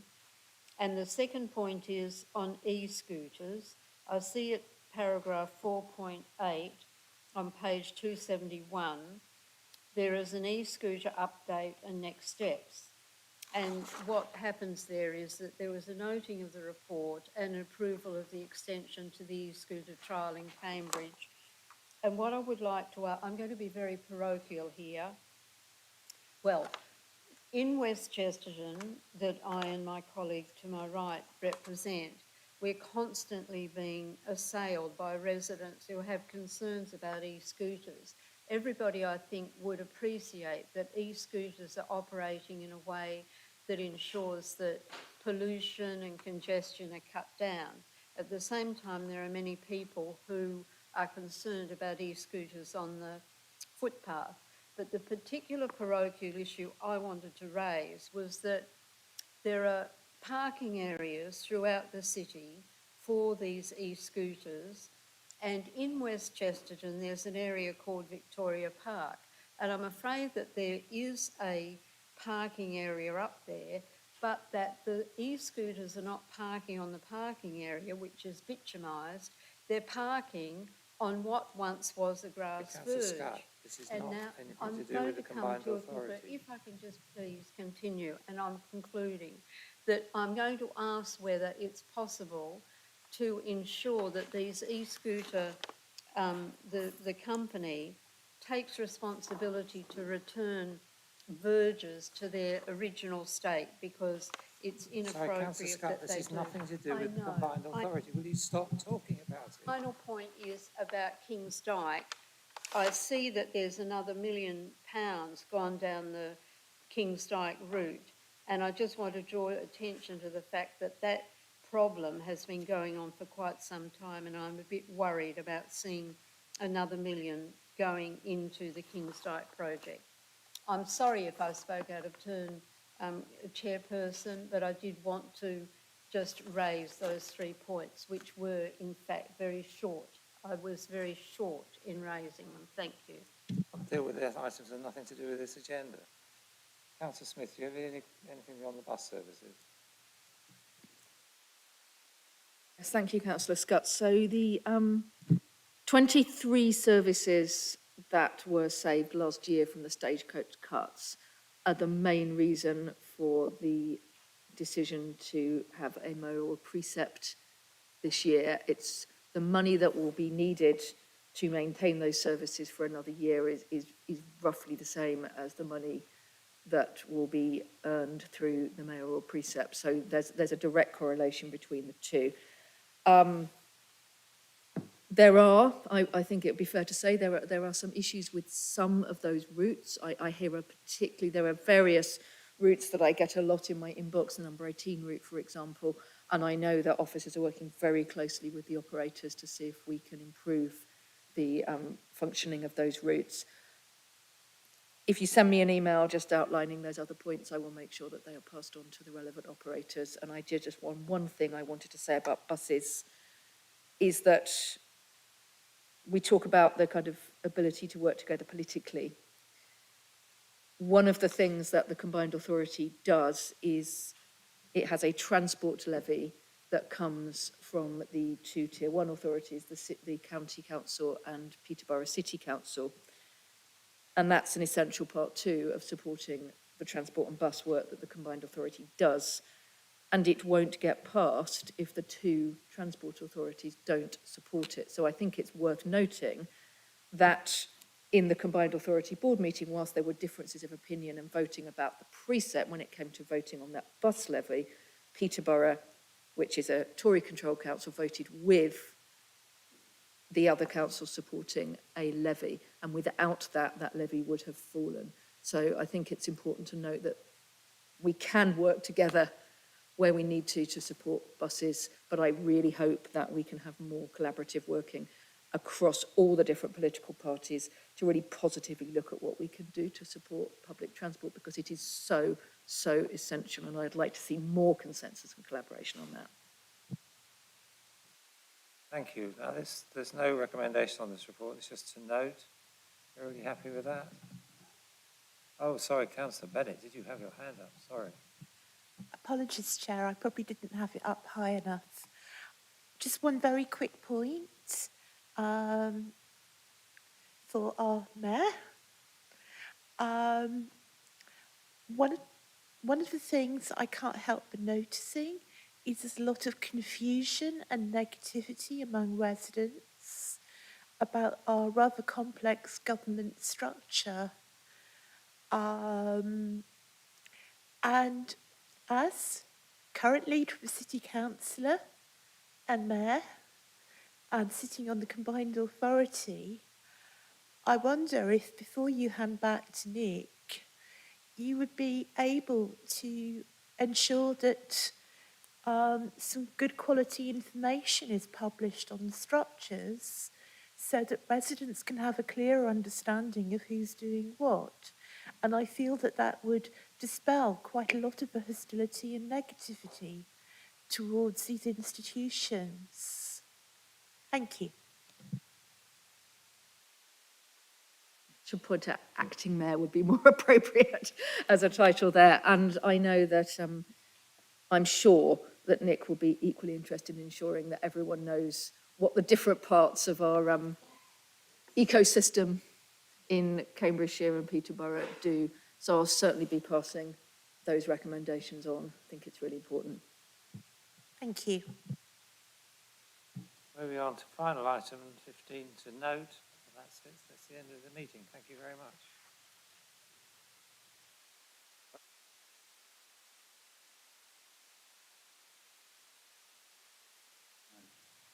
Both to note. Both to note, sorry. 2 items, both to note. Thank you. My 7 hours of bloody committee meetings today. I've had enough.